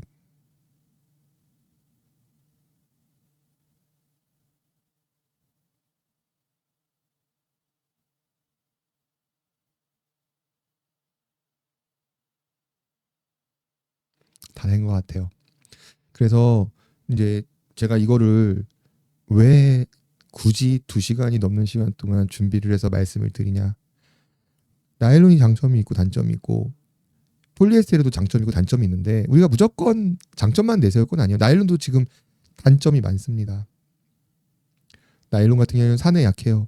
내마모성도 조금 떨어져요. 그죠? 장시간 사용하면 광택 손실도 생겨요. 그 다음에 그 내수성, 당연히 흡습성이 높으니까 내수성도 떨어지죠. 그 다음에 내열성, 폴리에스테르보다 띠지 온도, 그 다음에 멜트 포인트도 낮고, 그 다음에 내약품성, 그러니까 뭐 산성에 되게 약해요. 산에. 그러니까 염색할 때 그 산이 들어가거든요. 그래서 나일론 같은 경우, 물론 이제 폴리도 뭐 많이 하면은 당하는데 나일론 같은 경우 염색할 때 이제 산이 많이 들어가는데 거기에서 원단이 손실을 먹어요. 그러면은 인열 강도 값이 떨어지거든요. 인열 강도 값이 뭐 그 댓글에도 뭐 인열 증강제라고 하는데 사실 저는 그거 눈 가리고 아웅이라고 생각을 하거든요. 왜냐하면 그게 유한한 건 아니니까. 업체에서 제가 예전에 한번 까발렸잖아요. 염색 아니 그 원단 공장에서 원단 잘못 만들어가지고 저희가 이제 그 검사를 해가지고 계약서 쓸 때 분명히 인열 강도 값을 제시를 했는데 그보다 못 미쳐요. 그럼 저희가 이제 리턴 시키거든요. 빠꾸 시키거든요. 그럼 원단 공장에서 그걸 다시 인형 질강제라고 해서 다시 가공을 해요. 그게 린스 칠한다고 보시면 돼요. 부들부들하게 또 만들어주고 그러면 그 저희가 그 인열 테스트 할 때 미끄러진단 말이에요. 그러면서 강도값이 일시적으로 올라가는 거예요. 일시적으로. 근데 저는 물건을 내 돈 주고 내가 사는 입장이잖아요. 나는 그게 찝찝한 거예요. 납품하는 사람 입장에서는 그냥 야 합격점에 됐으니까 그냥 납품 받아라고 얘기할 수 있는 거지만 저는 한번 빠꾸를 했는데 갖고 왔어요. 인열증강제 했대요. 값 높게 나와요. 근데 원단 공장은 납품하면 끝이지만 나는 텐트를 10년 AS, 20년 AS를 해줘야 되는데 인열증강제를 바르면 그때만이거든. 왜? 어차피 원단엔 그러니까 원산은 손상을 먹었잖아요. 그래서 저는 눈 가리고 아웅이라고 표현한 거예요. 그래서 제가 거기서 댓글이 달렸었을 때 좀 불편했던 거예요. 제 입장에서는 인열증강제, 그러니까 물론 원단을 만들 때부터 인열증강제 당연히 쓰죠. 근데 빠꾸를 왔는데 인열증강제 써온다? 그럼 어차피 원본은 회수가 됐고 그냥 잠깐 페인트 칠만 해서 오는 건데 어차피 또 까지잖아요. 그래서 저는 인열증강제를 그 다시 작업하고 하는 걸 별로 안 좋아하는 거죠. 왜? 내 돈 주고 내가 사는데 난 처음부터 속도 튼튼하고 겉에도 튼튼한 놈을 갖고 싶은데 이 새끼가 겉에 스크래치 있다고 가가지고 덴트 해갖고 오면 새 차 샀는데 기분 나쁘잖아요. 약간 이제 그런 느낌인데 하여튼 그 염색 과정에서 손상이 가요. 색을 세게 넣으면. 그래서 제가 자꾸 나일론이든 면이든 색을 세게 넣지 말자. 그래서 제가 염색하면 여러분들 인열 강도 값이 떨어집니다라고 말씀을 드리는 이유가 그거예요. 염색을 하는 순간 인열 강도 값이 50% 가까이 떨어집니다. 자, 산이 들어간다고 말씀드렸어요. 원단이 손상을 입어요. 그 다음에 여러분 100도가 넘어요. 원단을 구워요. 원단을. 거기서 원단이 손상이 돼요. 그러니까 이미 나는 새 원단을 샀는데 텐트로 만들고 보니까 바스락거리는 거야. 금방 망가지는 거야. 옷 같은 것도 마찬가지예요. 옷 같은 것도 오래 못 입는 옷 보면 옷 샀는데 희한하게 이 옷은 몇 번 빨았더니 후지근해지고 이상해지는 옷들 있잖아요. 그죠? 잘 찢어지고 그런 거예요. 텐트 비싸지고 샀는데 금방 망가지면 속상하잖아요. 예. 팔기에 급급하면은 그냥 눈 가리고 앙하고 파는 거예요. 근데 길게 가야 되는 거니까 이 부분에 대해서는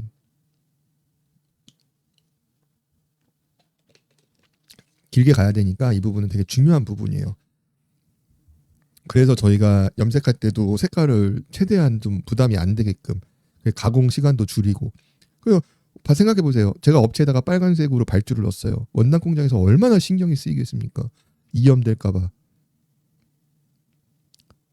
물 빠질까봐. 텐트 만들어 팔았더니 빨간색이 뭐 일주일 썼더니 분홍색이 됐어. 그러면은 만든 업체들 텐트 업체들은 원단 공장에 컴플레인 걸어요.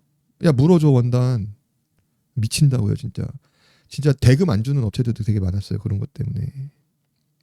물론 원단 대금을 줘야지 이제 원단을 주지만 그런 부분이 되게 많았었어요. 실제로 컴플레인 걸리고 클레임 걸려. 그래서 결국에는 문 닫은 업체도 있어요. 한국에. 그런 것 때문에. 애초에 처음부터 할 때 좀 잘해야지 알고. 그러니까 처음에 저 같은 경우에는 뭐 원단 트러블 날 일이 없잖아. 이거 염색을 한 거요 안 한 거요. 이거 얼마나 좋아요. 신경 안 쓰고 여러분도 쓰면서 신경 안 쓰고 얼마나 좋습니까. 오래 해보니까 그게 제일 좋다. 그러니까 어떻게 보면 이렇게 노하우가 생기는 거죠. 노하우가. 자, 그렇다.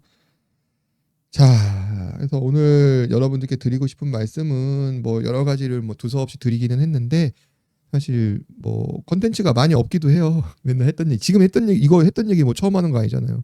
많이 했던 얘기들인데 오늘은 이제 쭉 한 번씩 훑어가면서 이야기를 해봤습니다. 여러분들이 캠핑 생활하면서 이걸 다 알 필요는 없어요. 다 알 필요는 없는데 알고 나면 좀 보이는 게 더 많을 거예요.